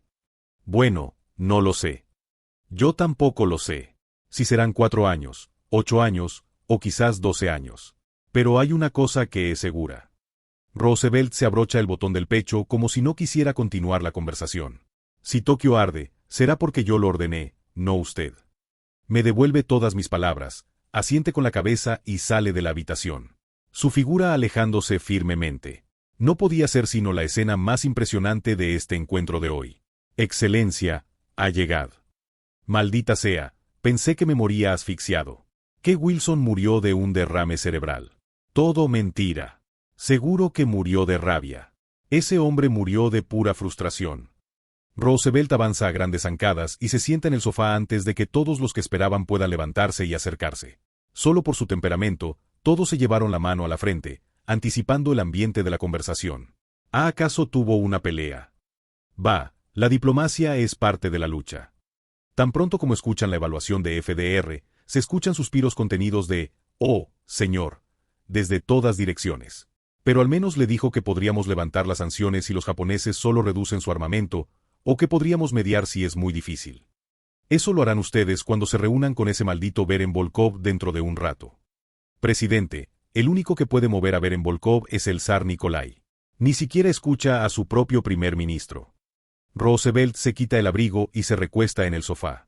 Aunque su comportamiento era opuesto a su habitual actitud caballerosa y elitista. La falta total de incomodidad en esto hacía que quienes lo rodeaban se sintieran aún más inquietos. ¿Qué dijo exactamente el zar? Lejos de ser persuadido, intentó enseñarme. Aún así, había algunas cosas de las que se convenció tras la conversación con el zar. Primero, el zar no está limitado por el paneslavismo ignorando todo lo demás. Al contrario, lo observa todo con más atención e interés que nadie, solo que aún no ha intervenido. Segundo, Rusia no tiene acuerdos secretos. Aunque no se sabe el contenido del protocolo adicional del Pacto de No Agresión ruso-alemán, es seguro que este imperio no se ha aliado con nadie, como todos suponían. Finalmente, diablos, quizás debamos asumir lo peor. ¿Lo peor significa? Esa predicción que hicimos. Que Rusia no tomará partido por nadie, pero busca ser el último vencedor. Sí. El zar dijo, como provocando, que Estados Unidos no puede realizar un ataque preventivo. Es cierto. Este maldito país se quedará quieto incluso cuando los puños estén volando. Probablemente solo pensarán en contraatacar cuando el dolor se haya extendido por todo el cuerpo. Pero aún así, ganaremos de todas formas. ¿Filipinas? La perderemos temporalmente. Hong Kong, Australia, Indochina, quizás queden marcadas por las pisadas japonesas. Pero con el poder nacional actual del imperio japonés, jamás podrán vencer a las potencias. No es solo que no puedan ganar, serán pisoteados miserablemente. Rusia viene a Asia. Esta es una verdad que no cambiará mientras exista el pacto de no agresión ruso-alemán. Sin embargo, ¿cuándo será ese momento? Todos señalan que Rusia está ayudando al rearme de Japón. ¿Y si ese momento llega después de la derrota de Japón? ¿Podrán nuestros ciudadanos estadounidenses seguir clamando por la guerra incluso entonces? ¿Podremos enviar tropas a Manchuria y destruir sus ferrocarriles? Un pesado silencio. Ante la primera pregunta del presidente después de reunirse con el zar, nadie se atreve a expresar fácilmente su opinión. La respuesta a esta pregunta era demasiado difícil y pesada como para responderla a la ligera. Pero ¿no es una suposición demasiado incierta? Que el imperio ruso permita que los japoneses sean derrotados, y aún así los japoneses se lancen como polillas al fuego. Entonces, ¿cómo explicas que esa nación insular prefiera morir de hambre antes que dejar de producir un rifle más? Explicar, ciertamente no se puede. Incluso Cordell Hull, quien comenzó su carrera pública en el 98 y ahora es un diplomático experimentado, no podía explicar lógicamente el estado actual de esa nación insular. Ninguna de las dudas que surgían era fácil. Dejando de lado todas las dudas que seguían surgiendo, la última pregunta que debían responder sin falta. ¿Habrá entendido esto el Führer nazi? Debemos asumir que sí. Si pensamos en el peor escenario. Entonces eso significa que estaba seguro de que su destino sería diferente al de los japoneses. Es increíble cómo todo encaja perfectamente cuando abandonas el sentido común y sigues una lógica irracional, pero esto es Rusia. Es correcto interpretarlo según su lógica tradicional del Arsin, no según el sistema Yarda-Libra. Después de varias horas de juntar cabezas y tratar de interpretar al menos algo de la información recopilada. Jaja, nos volvemos a ver después de conocernos ayer. Primer ministro Stolypin. Su Majestad me pidió que me disculpara por su descortesía, ya que últimamente no se encuentra bien de cuerpo y mente. ¿Está todo bien? Sí, bueno. Vamos, ¿por qué no se sienta y continuamos la conversación que dejamos pendiente ayer? Al anochecer, un nuevo invitado vino a verlo. A su lado está el ministro de Asuntos Exteriores, Beren Volkov. Considere que el zar solo tuvo un encuentro de cortesía como gesto de hospitalidad, y que los asuntos prácticos se llevarán a cabo con nosotros. Ni siquiera un judío ruso creería que toda esa conversación fue solo de cortesía, pero Stolypin dominó el ambiente con una alegría artificial, sin importar cómo reaccionaran. Antes de entrar en la conversación propiamente dicha, permítanme resumir la posición de nuestro imperio. Somos un país neutral que ha mantenido una neutralidad completa desde la Gran Guerra Europea. Toda política exterior debe respetar este principio de neutralidad, al igual que los tratados futuros. Nuestro pacto de no agresión con Alemania debe verse en este contexto. Una conversación que comienza con la carta de la neutralidad bajo la manga. Escuché que su conversación con Su Majestad el Zar no fue muy suave antes de que llegara aquí, pero puede esperar que nuestra conversación sea algo diferente. Si hay algo positivo, es que el primer ministro Stolypin muestra desde el principio un esfuerzo por llevar la conversación de manera conciliadora. Hull, juzgando que es mejor tener un interlocutor con quien intercambiar ideas que tratar de convencer a alguien que permanece inmóvil como una piedra, se recompuso y se tomó el asunto con seriedad. Muy bien, primer ministro. Como dije ayer, el desarme naval internacional debe mantenerse. Quiero dejar claro aquí que esto debe verse como un asunto separado del rearme del ejército europeo. Estoy aquí como representante del imperio por orden de Su Majestad el Zar Nikolai. ¿Qué significa eso de repente? Ambos se miran por un momento con signos de interrogación sobre sus cabezas, tratando de ajustar sus perspectivas desalineadas. Según tengo entendido, ustedes dos llegaron a discutir sobre quién convertiría Tokio en un mar de fuego. No es así. En ese momento, el secretario de Estado Hull mira desesperadamente a Roosevelt. Zar, hijo de... FDR aprieta los labios sin poder refutar, y tampoco es normal que el primer ministro Stolypin lo mencione tan abiertamente. No, ahora para Roosevelt, ni el zar, ni el primer ministro, ni el ministro de Exteriores, ni el público, este país no era normal. Y ahora, sentía que él también dejaría de ser normal. Capítulo 176. Tan pronto como regresó al país, los ignorantes se reunieron en masa y exclamaron: ¡Felicitaciones! Incluso el zar no pudo evitar reconocer el liderazgo de nuestro Führer. Ahora Europa es nuestra. Este es un acuerdo diplomático que quedará grabado en la historia. Aplaudían y vitoreaban, prodigando elogios hasta que sus labios se secaron. Los más perspicaces comentaron después: no debemos depender demasiado del pacto de no agresión. Así es, Führer. El pacto de no agresión no podrá ser el escudo fundamental del pueblo alemán. Aunque este tratado ciertamente ayuda a la construcción del Lebensraum, debe considerar que no vale la pena mantenerlo. No debe bajar la guardia. Finalmente, los pocos que tenían verdadero discernimiento. El imperio japonés se moverá primero. Según el contenido del protocolo anexo, está escrito que no se impedirá el acceso ruso al mar Báltico a cambio de reducir las tropas estacionadas en Polonia. Esto suena como si ellos no quisieran cortar completamente los lazos con Occidente. Sonrisa. Blomberg, ¿por qué piensas así? Porque el zar, al final, no será un mero espectador. Él se está dirigiendo hacia Asia. Esto es un hecho claramente establecido. Puede que sea así ahora. Pero, ¿cómo no van a recelarse mutuamente dos grandes potencias que comparten fronteras? La verdadera naturaleza de este protocolo. Adolf, agitando el papel que llevaba su firma junto a la del primer ministro Stolypin, respondió: esto es un temporizador. Un temporizador que marca el periodo de prueba entre mí y ese zar de las tierras heladas. Rusia, que desde tiempos antiguos ha querido monopolizar China y eliminar la presencia occidental en Asia. Y Alemania, que debe decidir su destino con Francia, un país con el que no puede coexistir bajo el mismo cielo. Este protocolo no es más que un pedazo de papel que se mantendrá al menos hasta que estos dos países alcancen sus diferentes objetivos. El zar no sabe cómo pondrá Asia bajo su control, pero él tampoco sabe hasta dónde avanzaremos nosotros. Por lo tanto, desde el momento en que se firmó este pacto de no agresión, debe considerarse que la carrera entre las dos naciones ha comenzado. Himmler. Sí, mi Führer. No desperdicies energía innecesariamente matando judíos, simplemente deportalos. Confisca todas sus propiedades. Ocultaré miembros del partido entre ellos. Bien. Aunque limpiar a los arios es importante, incluso eso es un desperdicio ante un objetivo mayor. Schacht. Dígame. Podemos dirigir toda la política económica hacia la industria militar. Incluso deteniendo las obras civiles como la construcción de carreteras.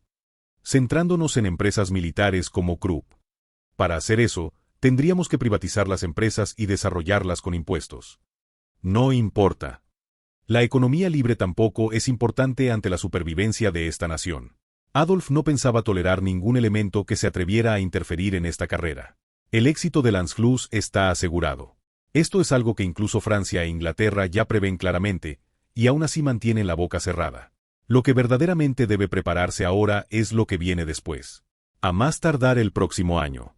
Para el próximo año nos habremos comido Checoslovaquia. Tan pronto como se realice la anexión de Austria, Checoslovaquia y Francia se prepararán para la guerra.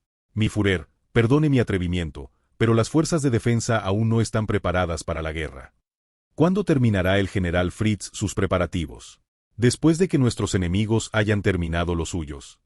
A pesar de las preocupaciones expresadas por Fritz en representación del alto mando, Adolf no mostró la menor preocupación. Lo que necesitamos ahora no son proyectiles. Eso también lo tienen esos franceses. Lo que verdaderamente deben meter en sus cabezas es la determinación.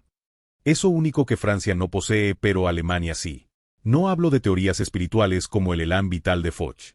Después de todo, él fue un fracasado que no pudo hacer nada mientras temblaba de miedo. Si todo esto fuera póker, Francia estaría mostrando sus cartas. Es decir, debe considerarse que están rechazando el riesgo mismo de apostar y perder. Mientras olvidan el hecho de que ellos mismos son también jugadores en esta partida. Por eso Adolf estaba convencido de que Checoslovaquia podría ser tomada en el momento en que hicieran all-in, sin importar la cantidad. Confíen en mí. De todos modos, sin Rusia, ellos nunca podrán moverse. Este país sin Polonia fundamentalmente no tiene más remedio que convertirse en un país industrial, ¿y no sería la mejor manera de avanzar hacia ese país industrial comerse la zona industrial? Una vez que este pacto de no agresión se ha hecho público, el tiempo no espera a Alemania. Aunque es antes de lo previsto, debemos tomarla sin falta. Debemos considerar como una bendición del cielo que no sean eslavos. Si logran apoderarse de Checoslovaquia, entonces la preparación de este país estará completa. Es decir, la preparación para la guerra con Francia. Reconozcamos algunas cosas antes de continuar. La Segunda Guerra Mundial no fue una guerra que comenzó con la invasión unilateral de los nazis y el Imperio japonés y se prolongó por la tardía respuesta de las potencias occidentales. Esta guerra fue simplemente adoptada como un medio después de todo tipo de juegos de estrategia. Como la Guerra Civil Española. Por supuesto, siendo el escenario el mundo entero, estaba lleno de incertidumbres y variables. En ese sentido, he aprendido bastante de los encuentros recientes. Se ha confirmado que no somos el único imperio que se prepara para la guerra. Solo con ver el USS North Carolina, años antes de lo previsto, sabía que FDR estaba aumentando el poder naval, pero incluso yo desconocía hasta qué punto estaban planificando y preparándose. Schuschnigg de Austria presenta su dimisión voluntaria. El ejército alemán avanza hacia Austria. Un mes después del referéndum, ¿cuál será la voluntad del pueblo austriaco? Los pasos del Führer no tenían vacilación. El Anschluss se llevó a cabo menos de medio año después de firmar el pacto de no agresión. Esto demuestra que tiene determinación. Cuando estalló el Anschluss, FDR no se entretuvo en las conversaciones y se marchó. Aunque el Anschluss en sí mismo ya no podía ser detenido ni con la oposición de Estados Unidos, su mayor deseo era evitar que las chispas saltaran a su alrededor. O tal vez quería evitar que esto también se convirtiera en una guerra. Si fuera lo último, sería verdaderamente decepcionante, y si fuera lo primero, solo tendríamos que esperar alguna reacción. Stolypin, ¿puedes creerlo? Nosotros, que antes nos contentábamos con el tratado Witte-Taft, ahora intentamos expulsar a los Estados Unidos de Asia. Fue posible porque ellos se quedaron quietos mientras nuestro imperio avanzaba. Recuerdo vívidamente cómo en aquella época, al igual que el imperio japonés lo hizo una vez con Inglaterra, vacilábamos sobre si debíamos unir fuerzas con el mundo occidental. Incluso en una época de considerables reformas y preparativos para la Gran Guerra, el imperio era inestable. En esos momentos, lo pensaba innumerables veces. ¿Por qué solo este imperio eslavo debe preocuparse por el ascenso de Alemania y desear la paz en el lejano oriente? Ellos abrieron la era colonial y también violaron hacia obsesionados con el supremacismo. ¿Por qué debemos nosotros hacernos responsables de las consecuencias? Por eso, ahora queremos devolverles el favor. Ahora es el turno de Occidente de asumir el papel de este país. ¿Qué haremos con los contactos secretos entre Japón y Alemania? Déjalos. Ellos también necesitan tener al menos un amigo en quien apoyarse.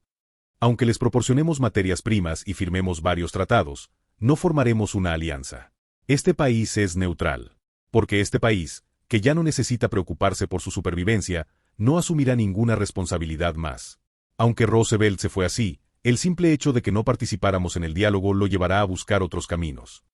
Así será. El hombre que conocí es competente. La arrogante declaración de quemar Tokio. Eso no es arrogancia, sino la intención de no atarse a la doctrina Monroe si fuera necesario. Y yo no soy un primer ministro capaz de respuestas flexibles. Stolypin. Ha llegado el momento. Cuando llegue el momento, se necesitará un primer ministro capaz de liderar la situación política. Ya veo. El próximo año será aún más intenso que este. Y como un año aún más intenso espera después del próximo, tal vez este sea el momento adecuado. Has trabajado duro. Witte ganó el respeto de todos y Kokovtsov obtuvo la victoria. Stolypin, quien gobernó el mundo entero con la política fiscal en su mano izquierda y la política monetaria en su derecha. Tanto que se rumoreaba que todo lo que señalaba con la punta de sus dedos se convertía en oro, y que cuando bajaba el pulgar, cualquier capitalista quebraba. Ahora que incluso Stolypin se va, tal vez sea demasiado sentimental para un zar sentir algo de soledad. Incluso el jefe del Estado Mayor Román se ha ido, solo quedo yo. No le quedan aún cosas por terminar a su majestad. Jaf, así que esto es lo que significa que solo puedes descansar cuando mueres. Ya que me he retirado, la próxima vez veámonos no como burócrata sino como amigo. Gracias. Aunque Stolypin se inclinó profundamente y se fue, todavía parece quedar un cálido vestigio en el lugar donde estuvo. No solo él, sino muchos otros han dejado su calidez antes de partir, haciendo que este lugar se sienta un poco solitario hoy. Sin embargo, pronto entra otro personaje. Zar, me ha llamado. Yosif Tsugasvili. Aunque falta un mes para su toma de posesión, es el próximo primer ministro que continuará el linaje de primeros ministros, sea lo que sea. Me pregunto cuándo podré usar a este después de criarlo. Mis oídos me fallan y no escuché bien. Una sustancia peligrosa que sabe usar máscaras apropiadamente y manejar la opinión pública contra otros países, pero que podría descontrolarse en cualquier momento. ¿Acaso fui llamado hoy aquí porque? Sí, estás en lo correcto, así que mantén la calma. Aún así, será un consuelo el hecho de que no quedan personas competentes en el imperio en mi mente, y que al haber sido burócrata durante mucho tiempo es suficientemente controlable y se ha vuelto algo más dócil. Solo una vez, realmente la última. Después de esto, verdaderamente dejaré las decisiones no a mí, sino a la elección del pueblo. He estado cultivando la Duma durante tanto tiempo, debo usarla apropiadamente al menos una vez antes de morir. Así que Yosif Tsugasvili. No, Stalin. Bien, ya está. Solo tenía algo en que pensar. Parece preocupado. ¿Acaso alguien está perturbando su estado de ánimo? No es nada. Lo llamé aquí porque quería confirmar una última cosa, realmente una última cosa. Tengo algunas preguntas. Me gustaría que respondiera sincera y francamente. Haré mi mejor esfuerzo.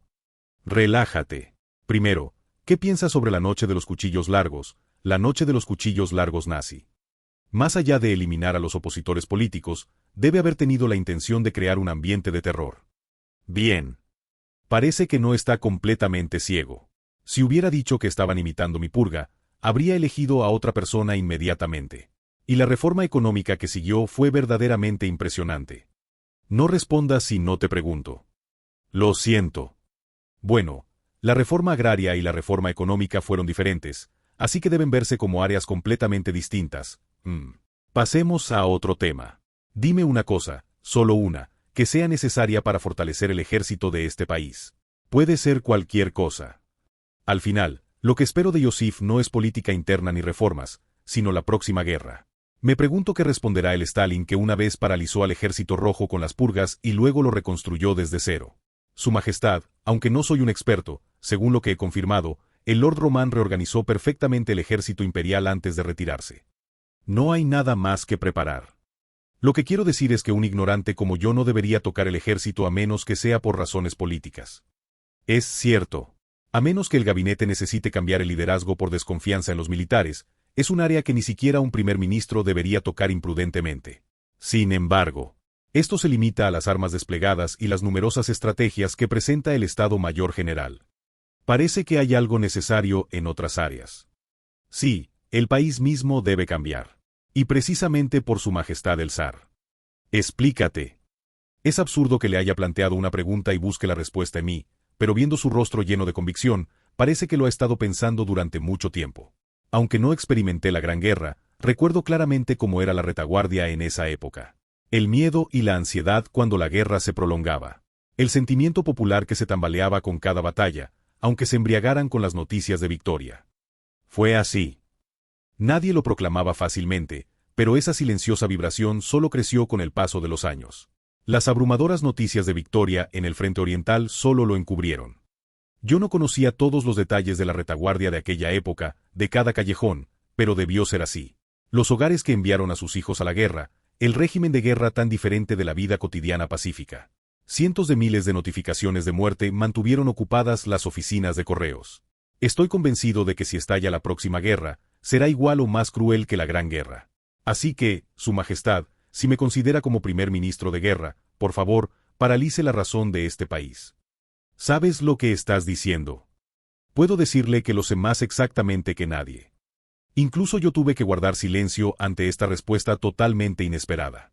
Yosif, este hombre no está pidiendo la doctrina espiritual que exigía al Ejército Rojo. Si hubiera que especificarlo, sería la capacidad de hacer la guerra. Está pidiendo un analgésico narcótico que impida sentir el dolor sin importar qué dificultades y adversidades golpeen al imperio. ¿Es esta la respuesta correcta o incorrecta? No es fácil responder. Sin embargo, con esta breve pregunta, debo reconocer una vez más. Si ha de haber un primer ministro de guerra, el único candidato posible es este hombre. Capítulo 177. A principios de este año, cuando murió mi primo George. Transmite mis disculpas por no asistir, con el máximo respeto. Solo envié un consuelo moral adjunto, pero no asistí a su funeral. Aunque él fue la única persona que vino al funeral de mi padre hace mucho tiempo y se quedó hasta el final, no pude ir. En su lugar, Billy envió a su hija menor Victoria. Sasa, tú tampoco vayas. ¿Por qué? Todos mis hermanos mayores han ido al extranjero al menos una vez. Hija, si te digo que no vayas, no vayas. Mamá. Lo que no puede ser, no puede ser. Y en menos de un año, su hijo mayor, Eduardo VIII, renunció enloquecido por una mujer que se había divorciado 2 veces. Hermano mayor, parece que esa familia realmente está emparentada con nosotros. Hay otro como yo. Mikhail. La abdicación del rey actual significa la ascensión de un nuevo rey.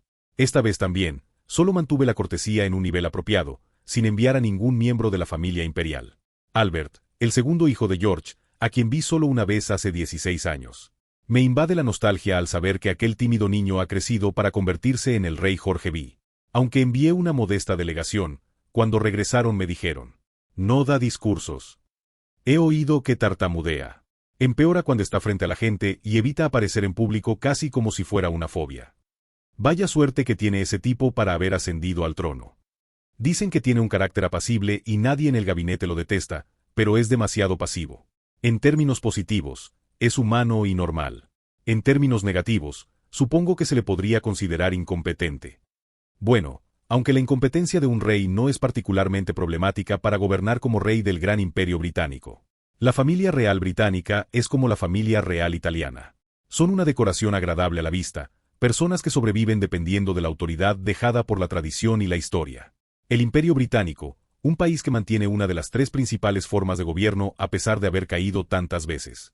Después de observarlos durante un año, esto me hace mirar mi propio imperio con frialdad. La primera duda que surge es, por supuesto, ¿cuál será el destino de la familia Romanov en este país? Al final nosotros también nos convertiremos en un simple árbol de Navidad ante la ola de la democracia liberal y el desvanecimiento del sistema de clases? ¿O permaneceremos como una piedra angular indispensable, responsable de una parte de la gloria imperial?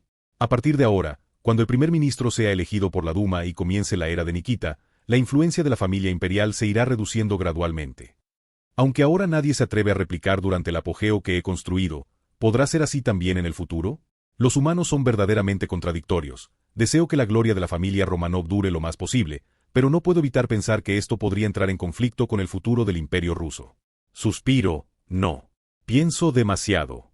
Al final, yo también soy un simple humano, imperfecto e infinitamente deficiente. No puedo planificar completamente el futuro de dentro de décadas, ni garantizar el bienestar de mis descendientes. Por lo tanto, lo correcto es dejar los asuntos futuros a las generaciones futuras y dar lo mejor de mí en el presente. La ansiedad que sentí al observar las diversas familias reales europeas derrumbándose. Los dictadores que de repente ocupan la mitad de los países europeos. Y hasta la petición enloquecida de Joseph. Todo esto se ha unido y ahora estoy aquí, ante el imperio. Si hay algo que sentí como zar cuando tantos jóvenes valientes murieron en aquel frente oriental hace décadas, fue la responsabilidad. Después de obtener el poder completo. Es decir, después de que el sistema se estabilizara y desapareciera el peligro de revolución, no había sentido la necesidad de presentarme ante el público, pero este año es diferente. Kokovtsov superó con éxito las 2 enormes olas de la Gran Guerra y la Gran Depresión. 1913 todavía no puedo olvidar aquel día en la celebración del 300º aniversario de los Romanov, cuando me llamaban el pequeño padre zar, Little Father Tsar. Nadie puede negar el hecho de que ese día, el destino de este país descansaba sobre los hombros de una sola persona, yo. Roman, como me prometió, ha reorganizado exitosamente el ejército imperial. Ahora lo que este país necesita es la ratificación final. Apenas ayer, la Alemania nazi anexó a Austria. Los comentaristas mundiales hablan de crisis de guerra y algunos me suplican a mí, el zar, que resuelva esta crisis. Hacer que toda la población del imperio comparta y siga mi voluntad. Sin embargo, no soy el zar de aquellos que tanto alborotan, sino el zar del imperio ruso. Incluso mientras las frecuencias de la radio en vivo se propagan por el aire, este conflicto interior no termina. Somos un país neutral. No un país que mantiene la paz invadiendo otras naciones, sino uno que mantiene la paz preservando su neutralidad. ¿Es realmente correcto que la voluntad de este país se concentre en la existencia del yo? ¿Esto realmente beneficia al bienestar de la familia Romanov? No importa cuántas veces lo considere, mi conclusión siempre es, no lo sé. Sin embargo, también siento la necesidad de compensar esa incertidumbre. Este discurso es el comienzo de esa compensación. No huiré de los deberes heredados de las generaciones anteriores bajo ninguna circunstancia. La razón de la existencia de la familia imperial en este país no es para reinar desde el nacimiento, sino para proteger. Declaro que esta es la misión que se me ha dado a mí, Nikolai Alexandrovich Romanov, y mi decisión como zar. Las ideologías y pensamientos que proliferan, y las divisiones y conflictos que seguirán a su confrontación. Esta es la única manera para que este país no se tambalee entre ellos. Así que, por un momento, permitamos que la razón de Rusia se paralice. Por lo tanto, pueblo del imperio que está conmigo, no vacilen. Este país no será derrotado, ni se derrumbará, ni fracasará. Yo me aseguraré de que así sea. De todos modos, solo necesito mantener la cabeza fría, como siempre ha sido. Aunque la alianza terminó hace mucho tiempo y el enfrentamiento entre Occidente y Rusia continúa desde la Gran Guerra, Francia no se quedó de brazos cruzados observando el resurgimiento de Alemania. Desde la aparición de la Alemania nazi, Francia ha intentado varias veces establecer contacto con Rusia, desde el Ministerio de Asuntos Exteriores hasta el Ejército. Esta reunión es parte de esos encuentros. Mikhail, por favor, escucha un poco más mis palabras. Esta es una seria amenaza a la seguridad. Maldita sea, Charles. ¿No podemos dejar los buenos recuerdos como buenos recuerdos? No, pensándolo bien, ni siquiera eran buenos recuerdos. Charles de Gaulle, que corrió rápidamente a Rusia con la excusa del intercambio militar. Él y Mikhail Tukhachevsky han mantenido una larga relación. Los dos, que sirvieron como oficiales subalternos en los frentes oriental y occidental, sorprendentemente se habían conocido como prisioneros durante la Gran Guerra. Tukhachevsky fue capturado cuando quedó aislado en territorio enemigo durante la ofensiva de Roman, y más tarde Charles de Gaulle fue llevado al mismo campo de prisioneros cuando fue repelido en la batalla de Verdún. ¿Te envió tu antiguo superior, el mariscal Pétain? Deja de cuidar a ese anciano jubilado y vive tu vida actual. Ese anciano jubilado todavía tiene el poder de mover al ejército de mi patria. Sin embargo, a pesar de esa valiosa relación, Tukhachevsky volteó la cabeza y ni siquiera quiso enfrentarlo. ¿No escuchaste el discurso del zar cuando viniste aquí? Somos un país neutral. No nos importa si estalla otra guerra en Europa. ¿Quién dijo que participáramos? Los soldados como nosotros debemos movernos como marionetas cuando recibimos órdenes de arriba. Pero retirar las tropas de Polonia, esto es una seria amenaza para la seguridad nacional de Rusia. ¿Por qué te preocupas por eso? El imperio siempre será fuerte. La era del general Roman, que recorría el frente oriental, ha terminado. Kornilov no es el general Roman. Desde la simple estrategia militar del frente oriental hasta el suministro de los grupos de ejércitos, todo se decidía en Varsovia. Esa Varsovia ha desaparecido. Más precisamente, debería decirse que fue reposicionada hacia atrás. Los políticos harán política. Pero la guerra la hacemos nosotros, los militares. ¿Es esto defensa nacional cuando incluso abandonamos el lugar donde estaba el antiguo distrito militar de Varsovia? ¿No es esto claramente una retirada? La política lo decidió. Esa política. Con el Anschluss completado, Alemania se ha liberado del control de Francia y seguirá liberándose por mucho tiempo. Y aquí, la decisión de Rusia de retirar sus tropas de Polonia con el pretexto de reducir la fricción con Alemania significa que ni siquiera se enfrentará a ella. ¿En serio? ¿No importa si Checoslovaquia cae? El ejército imperial ruso abandonará así las fronteras. Regresa después de hacer una demostración de tiro con ametralladoras engrasadas frente a los invitados distinguidos. Te arrepentirás. Cuando Polonia sea violada y envíes tropas demasiado tarde, recordarás mis palabras. Que no existe neutralidad sin precio. La corpulenta figura se levanta pronunciando una profecía, no una maldición, cargada de emoción.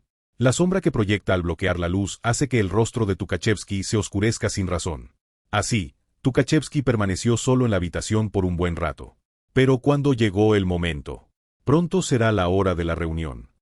Levántate. Se dirige al interior del edificio, en dirección opuesta a donde fue de Gaulle. Todos han llegado. Empecemos. Llegó a la sala de conferencias presidida por el general Kornilov, quien se había convertido en jefe del Estado Mayor General junto con el cambio de primer ministro. Así que, Tukhachevsky, dicen que la Alemania nazi ha fabricado otro tanque nuevo. La velocidad a la que producen continuamente nuevos modelos no es normal. Es claramente un modelo que supera los prototipos DW1 y DW2 de Henschel, dirigidos por Erwin Ades. Significa que es incluso más deficiente que los que tienen 600 y 700 caballos de fuerza. Debemos considerar que es un tanque de asalto de una dimensión completamente diferente. Kornilov no pudo evitar fruncir el ceño al oír que planean producir en masa algo superior al tanque tipo T, que solo tiene 500 caballos de fuerza con un motor diésel de 12 cilindros. Ya sabíamos que tienen buena tecnología, pero ¿de cuántas toneladas están intentando hacer estos nazis? El chasis pesará más de 40 toneladas incluso sin armamento.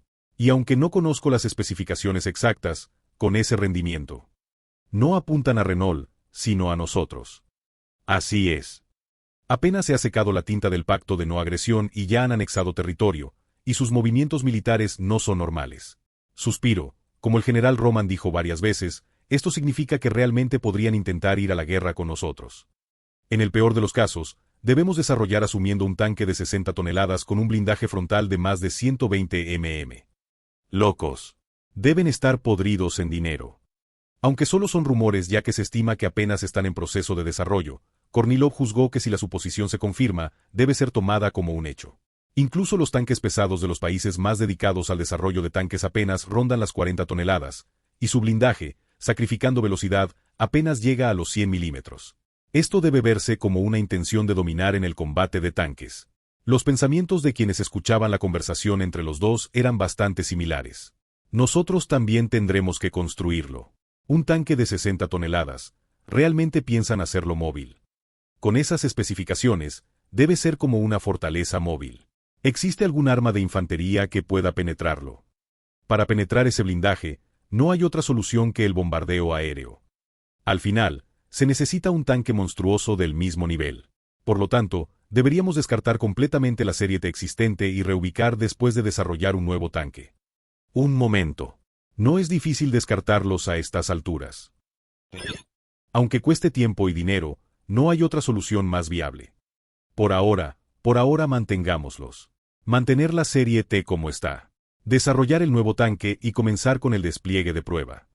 Jefe del Estado Mayor General, es difícil calcular cuántos tanquistas tendrán que morir para destruir uno solo de esos nuevos modelos. Escucha mis palabras, Tukhachevsky. Por ahora, sigue las instrucciones. A pesar de reconocer el peligro del enemigo y la necesidad de cambio que esto conlleva, Kornilov da un paso atrás. Por ahora, Tukhachevsky asintió dando un paso atrás, pero no parecía que fuera a aceptar dócilmente la decisión de los superiores. Tukhachevsky se sentó, y mientras solo quedaba un ambiente serio, un nuevo personaje tomó la palabra. Según nuestra oficina de armamento, los Panzer que se producirán en el futuro no serán perfectos. Tendrán defectos individuales y, como han mencionado, están siendo desarrollados para vencer a los tanques enemigos. Significa que son ángeles de la muerte diseñados puramente para cazar tanques, no para operaciones conjuntas de infantería o guerra relámpago. Así es. Por lo tanto, cambiando un poco la dirección del desarrollo, proponemos desarrollar un tanque para cazar esos Panzer alemanes. Es un nuevo concepto llamado cazatanques. Si renunciamos a todas las ventajas de un tanque y nos centramos únicamente en el objetivo de cazar sus tanques monstruosos, no hay posibilidades. Cazatanques, me gusta. Por cierto, ¿cuál es tu nombre? Un tanque diseñado únicamente para cazar tanques. Alexander Morozov. Eres joven. 33 años. Por cierto, soy el desarrollador jefe de la Oficina de Armamento de Moscú. La expresión de todos, incluido Tukhachevsky, se relaja ante la propuesta del cazatanques. La reunión se alarga mientras se enumeran armas sin fin, empezando por los tanques. Ninguno de los presentes en esta reunión parecía preocupado por retirar las tropas de Polonia. De todos modos, si hay una guerra con los nazis, entonces, con ese cazatanques podremos realizar un ataque preventivo en la guerra de tanques. Porque el ejército imperial se habría movido primero, tal como lo predijo el exjefe del Estado Mayor Roman. Capítulo 178. Nadie podía entender por qué se había iniciado este tipo de transmisión en cadena, ni por qué los altos mandos de las grandes potencias estaban vertiendo discursos como si los hubieran almacenado. Me presento hoy aquí. Me pongo de pie con orgullo para exigirles a todos ustedes un cambio diferente al anterior. Lo único claro era que todo comenzó con el zar de Rusia. Nos encontramos en un callejón sin salida. Ahora solo hay una elección. O nos detenemos y buscamos otro camino, o seguimos por este camino hasta ver su final. En este país donde prevalece la demanda de neutralidad y se mantiene el principio de no intervención, un presidente en su segundo mandato que cuenta con el apoyo de 46 de los 48 estados. En Chicago resuena un mensaje que solo él, entre todos los presidentes del siglo XX, podía pronunciar. Control, debemos ejercer control. Quiero señalar a 3 países que están destruyendo el orden: Italia, Japón y Alemania. El primer paso para romper el marco del aislacionismo, considerado una verdad desde el siglo XVIII. El discurso de la cuarentena, 1937, Quarantine Speech, transmitía un mensaje diferente a los ciudadanos estadounidenses, distinto desde su atmósfera. Algo completamente diferente a las numerosas charlas junto a la chimenea, Fireside Chat, una serie de discursos radiofónicos desde su primera toma de posesión. Por eso, aprovecho esta ocasión para apelar a todos los ciudadanos. Roosevelt lanzó ese algo directamente a la sociedad estadounidense. Mis amigos, es hora de que todos despierten. Un presidente que exige una nueva iluminación. Aunque menos de una semana después de que este discurso se transmitiera por radio, Skippy, publicación de historietas, sacó una caricatura retratando a Roosevelt como un belicista y el New York Sun publicó críticas antiguerra financiadas con grandes sumas privadas. ¿Está seguro de que está bien? Podría bajar su índice de aprobación. ¿Cuánto tiempo ha pasado desde las elecciones? ¿Qué pueden hacer ellos ahora?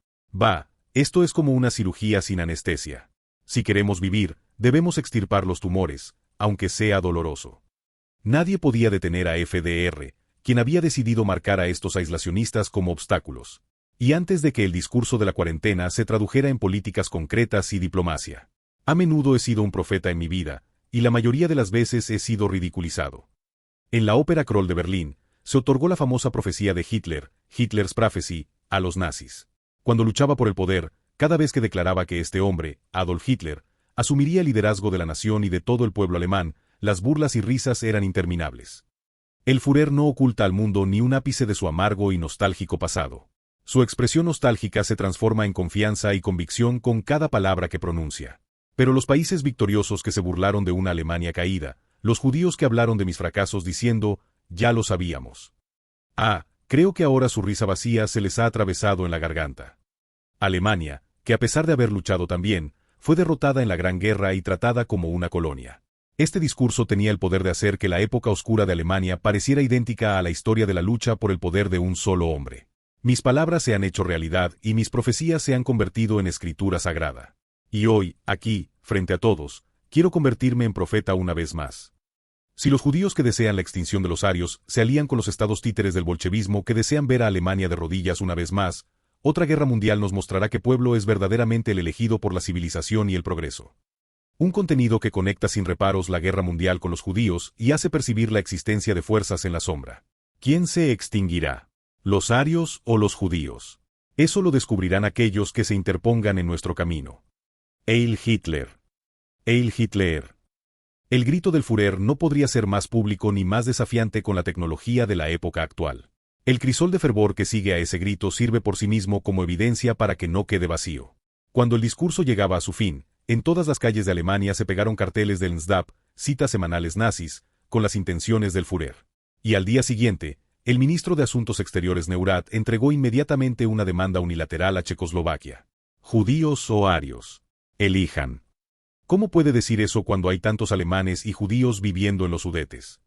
Esto es opresión. Es una incautación territorial basada en conflictos étnicos. No Sudeti, sino Sudetenland. Neurath insistió en usar el término alemán en lugar de Sudeti, que se refiere a las regiones cercanas o relacionadas con los montes Sudetes. Aunque puede haber eslavos como ucranianos y rutenos en la región de Cárpatos-Rutenia, al menos en el Sudetenland no hay tantos eslavos. Por eso Neurath podía mostrar abiertamente que desde el principio no quería ninguna negociación. ¿Ayudará a los judíos a contribuir a la extinción de los arios, o se unirá a los arios? Esto no está bien. La comunidad internacional no lo tolerará. Esto no es un problema étnico. Para Alemania, la diplomacia no es más que un preludio para la proyección de fuerza. Esto no es una atrocidad alemana.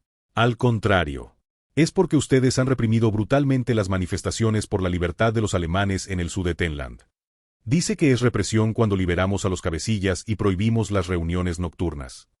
El presidente Bene mostraba signos de haber abandonado la mitad del diálogo en una conversación que ya había excluido los hechos y la lógica. La elección es suya. Sin embargo, si esa elección se demora. Neurath se levantó de su asiento y enfatizó una vez más. El gran Führer tomará una decisión. Bene, con el agua al cuello, no se quedó quieto esperando la decisión del Führer. También suplicó llorando a Francia e Inglaterra y solicitó la mediación de la Liga de las Naciones en este incidente. De hecho, en solo 2 días Francia convocó a sus reservistas e Inglaterra también ordenó la alerta de sus tropas coloniales. Pero, no aceleren. Cruzaremos la frontera caminando. Nunca ataquen primero.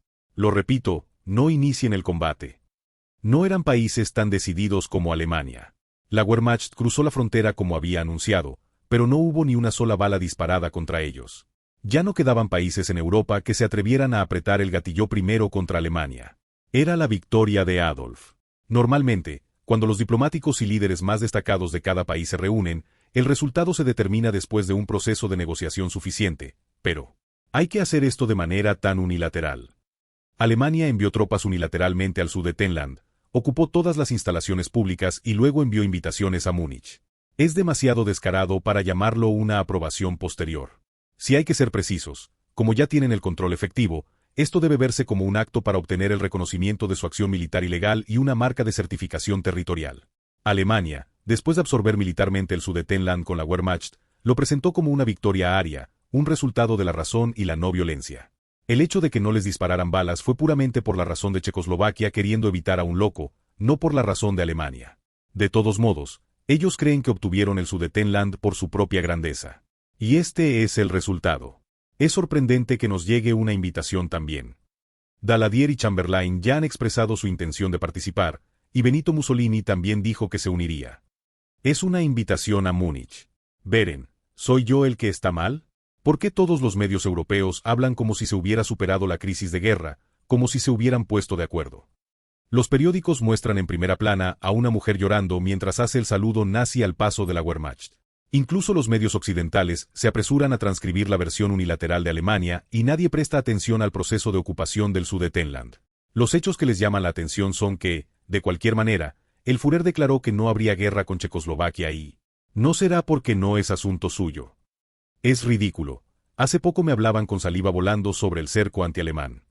Afortunadamente, solo parecen preocuparse por dos cosas, que no habrá una guerra mundial y eso.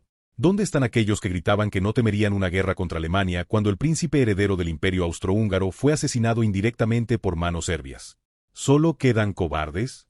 Debo verlo como un intento de ocultar su miedo. Esa conferencia de Múnich es eso. Como soy alguien que ha luchado junto a esos tipos llamándolos aliados, conozco mejor que nadie su egoísmo. ¿Será solo Checoslovaquia? Si Polonia fuera un país independiente, ellos habrían sacrificado incluso a Polonia por su propia paz. ¿Cómo podría ser eso posible? Por más miedo que tengan de Alemania, sacrificar 3 países. Recuerdo la época en que se movilizaban solo por Marruecos. Incluso Beren Volkov sacude la cabeza con incredulidad, pero esta es la verdad.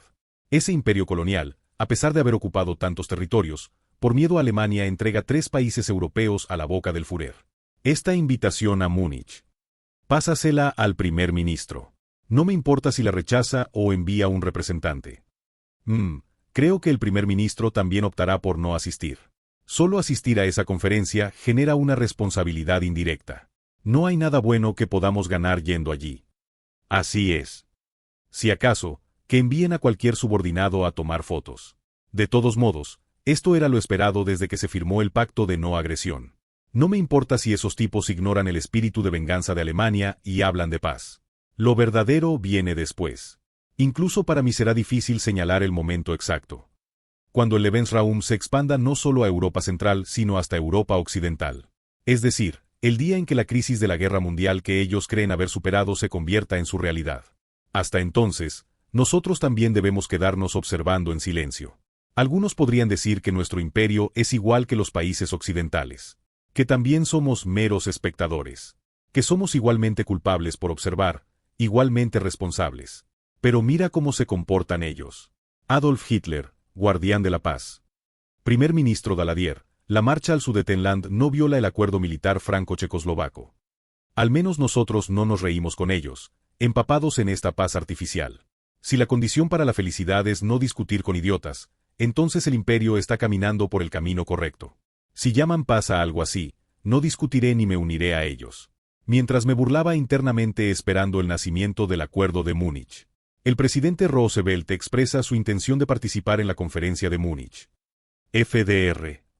Apareció alguien que tomó una decisión diferente a la mía, es decir, alguien que desea unirse a esos idiotas. Un invitado no invitado. Sin embargo, la aparición de un invitado más interesado que nadie en el menú sobre la mesa. Joseph. Sí, Majestad. Ve a Múnich inmediatamente. El Acuerdo de Múnich que conozco es definitivamente un tratado entre Italia, que le gusta entrometerse en todo, Francia, que tiene un acuerdo militar con Checoslovaquia, e Inglaterra, que se autoproclama mediadora y guardiana de la paz. No había lugar para Estados Unidos, ni razón para que lo hubiera. Sin embargo, si FDR ha elegido dirigirse a Múnich, ve y descubre. Franklin, ¿qué ha olido ese tipo para querer venir personalmente a tierra europea? Hay algo que no le agrade. Todo. No te pierdas nada.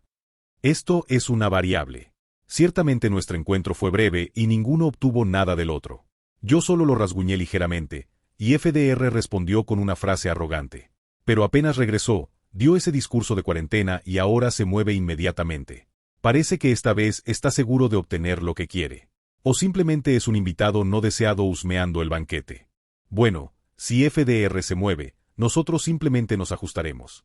Por otro lado, quizás sea algo bueno. ¿Hay algo más que no deba hacer? No.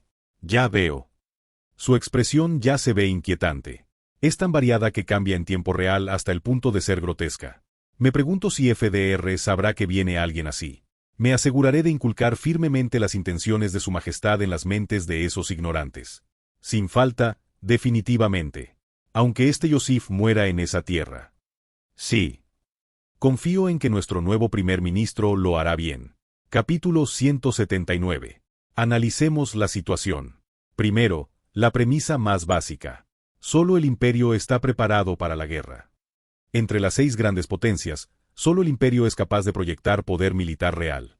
El partido nazi ni siquiera ha estado en el poder durante 10 años, ni siquiera 5 años completos, y el Tratado de Versalles fue anulado hace apenas un año.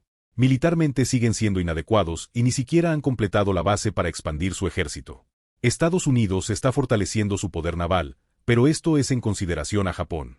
Su voluntad de intervenir en Europa es extremadamente débil. Finalmente, Francia ha enterrado todo su presupuesto militar en un montón de concreto llamado línea Maginot, por lo que la proyección militar es difícil.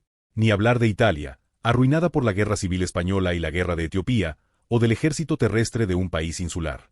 Así que al menos en lo que respecta al tema militar, ningún país puede igualar la voz de la patria. Veamos ahora la razón por la que se realizó esta conferencia, es decir, la causa. Directamente es el Sudetenland, pero en última instancia debe ser Versalles. Entonces el resultado también se divide en 2. Uno es en qué manos terminará efectivamente el Sudetenland. Y aunque no está especificado en el tratado, se determinará la existencia o no del cerco antialemán. Finalmente, Joseph clasificó a los reunidos aquí en 2 grupos.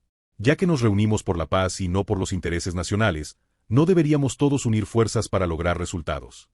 Exacto. La paz internacional es el valor que debe preservarse con máxima prioridad. Il Duce dijo que absolutamente no debemos permitir que se repita la Gran Guerra. Aquellos que todavía creen que la paz de Wilson continúa y siguen negando la existencia de la próxima guerra. Es decir, Italia, Francia, Inglaterra.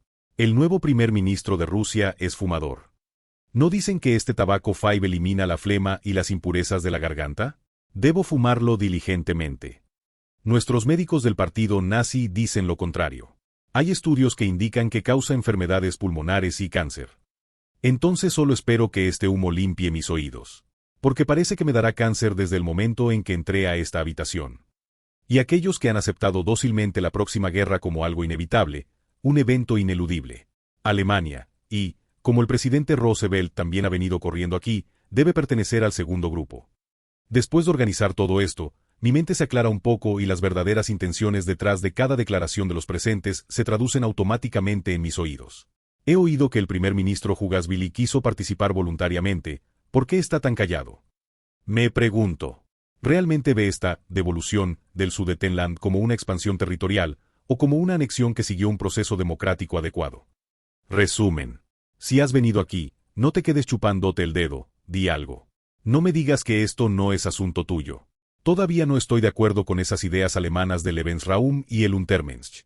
Además, por lo que sé, la población alemana en Checoslovaquia es solo el 23%. Incluso eso es difícil de distinguir étnicamente y solo se identifica por el idioma. ¿Y anexan territorios porque hay alemanes viviendo en la frontera? ¿Por qué algunos pueblos hablan alemán? Esto es una razón válida.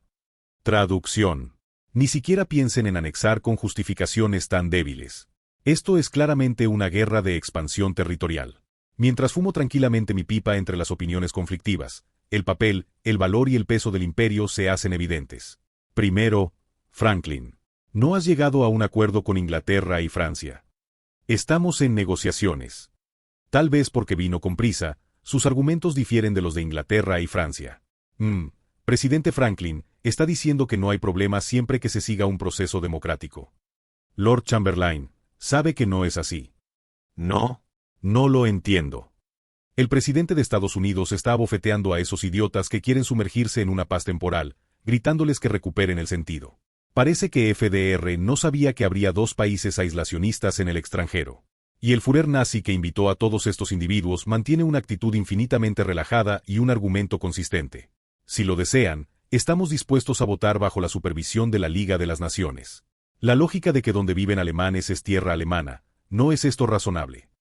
Donde viven alemanes es tierra alemana. Todo parece apuntar a nuestra patria, que anexó Polonia llamándola nación eslava occidental. Una frase que parece dirigida a Inglaterra, que aplastó brutalmente a Irlanda cuando intentaba independizarse, con la excusa de ser el mismo pueblo.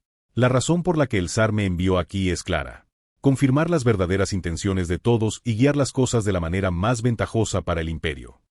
Pero si todos vienen a Múnich con sus ideas ya fijadas, ¿cuál es el propósito de reunirse? Los representantes de cada país ya reunidos aquí solo repetían sus propias afirmaciones sin dejar espacio para la persuasión. A este paso, volveremos sin haber conseguido nada. Intentemos guiar primero una conversación lógica. Por cierto. Tiene algo que decir. Mientras escuchaba tranquilamente. Dicen que donde viven alemanes es tierra alemana. ¿No? Así es. Entonces, creo que también deberíamos hacer un censo de nuestra parte. No habrá tierras donde vivan eslavos en esa región de Checoslovaquia y Hungría. A Josif le encantaba esta escena donde todos, como si lo hubieran acordado, cerraron la boca y lo miraban con ojos muertos. Nadie podría negar el principio de autodeterminación de los pueblos, ya que fue el primer valor que el zar propuso después de la Gran Guerra. Polonia tiene una larga historia de división, pero todos son eslavos. Sí, los residentes también lo reconocen. Podemos hacer una votación cuando quieran. Adelante, cualquiera puede refutar. Este tipo vino a causar problemas. Francia e Inglaterra se retiraron inmediatamente, echando espuma por la boca, alegando que Alemania y Rusia habían llegado a un acuerdo secreto para dividirse Checoslovaquia, primera agenda internacional después del discurso de la cuarentena. Y encima, la disputa territorial provocada por Alemania sobre la que había gritado frente a los ciudadanos estadounidenses. FDR estaba convencido de que resolver este problema sería el primer paso para romper la doctrina Monroe y el aislacionismo. Sin embargo, lo que inevitablemente lo decepcionó al llegar a Europa fue la actitud de Francia e Inglaterra. Parecía que incluso antes de llegar a esta reunión, ya habían decidido entregar el Sudetenland como la cola de un lagarto por su propia seguridad. Por eso ansiaba aún más las palabras del primer ministro Josif Jugasvili, quien observaba la conferencia como un espectador silencioso. Incluso para Rusia, que había firmado un pacto de no agresión. Esta expansión tan radical no podía dejar de preocuparles. Y no solo eso. Si el zar está seguro de la próxima guerra, ciertamente no creerá que la expansión alemana se detendrá aquí. Incluso si estalla una guerra, hay una gran diferencia entre ser atacado en silencio después de ignorar la expansión alemana, y que estalle después de establecer límites y presión preventiva.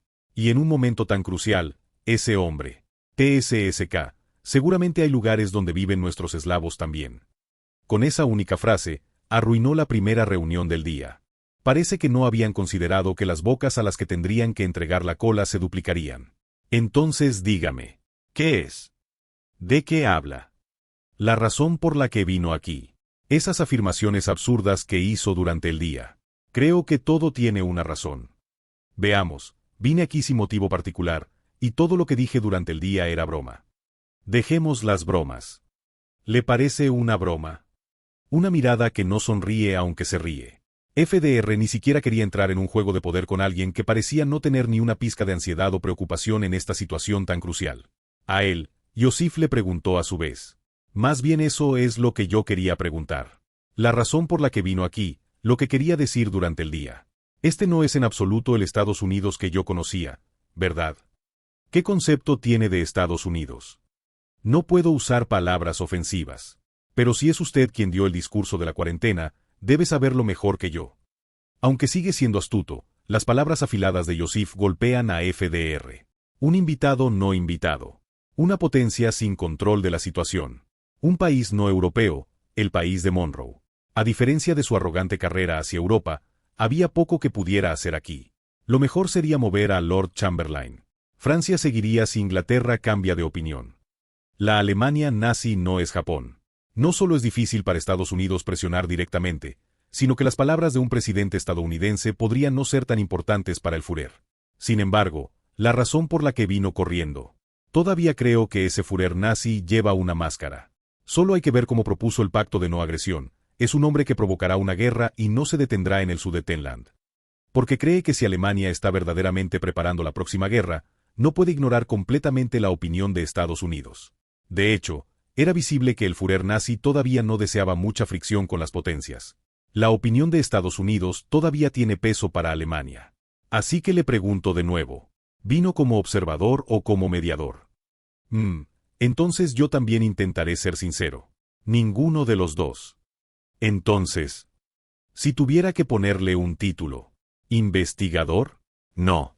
Podría decirse que soy un inquisidor. FDR quería suspirar cuando este hombre, que apareció como representante en un foro diplomático, se llamó a sí mismo inquisidor, pero en este momento el astuto Joseph había desaparecido. Solo quedaba un burócrata leal lleno de determinación, ansioso por anunciar este glorioso deber. Sí, podría decirse que soy un inquisidor enviado con la misión de identificar herejes. Para eso me envió el zar. Sí, exactamente. Ya veo. Está loco. Había oído rumores, pero a diferencia de los anteriores primeros ministros exburócratas que eran fríos y calculadores, este simplemente está loco. Justo cuando FDR se preguntaba si el zar también se había vuelto senil por nombrar primer ministro a un loco así. La pregunta de Joseph, quien había estado dando un sermón sobre la gracia y grandeza del zar, lo atravesó una vez más. Y según ve este investigador, usted no puede distinguir entre amigos y enemigos. ¿No lo sabe por haber formado una vez una alianza con esos tontos de Inglaterra y Francia? Lo incompetentes que son militarmente. ¿Qué está diciendo de repente? ¿Qué digo? Le digo que no se ponga del lado de ellos en la próxima guerra. Parece que no podrán detener a la Alemania nazi. Esto es un consejo. Uf. El primer ministro de otro país penetra como una cuchilla en los secretos más profundos de su mente. El Sudetenland. Ni siquiera sirve como sacrificio por la paz. El Lebensraum central se completará. Pero será diferente de lo que ustedes piensan. Veamos, Daladier de Francia trazó una línea diciendo que podían ceder la autonomía al partido Sudete. Chamberlain repitió que ambas partes deben hacer concesiones y encontrar un punto de acuerdo en nombre de la preservación de la paz. ¿No es esto una violación del derecho internacional, inconstitucional para todas las leyes nacionales europeas desde el principio? Después de burlarse una vez más mordazmente de la decepcionante actitud de Europa Occidental hoy. Pero si van a decir tales tonterías, al menos deberían hacerlo de manera convincente.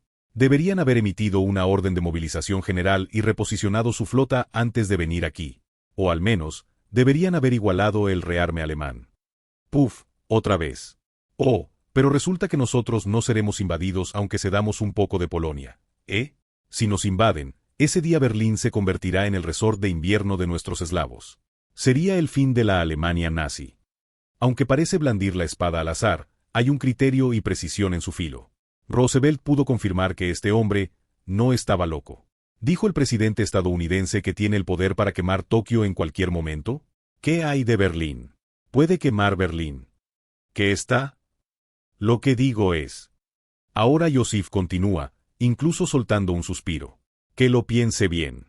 ¿Realmente hay razón para que Estados Unidos sea tratado como un belicista por salvar a esos tipos?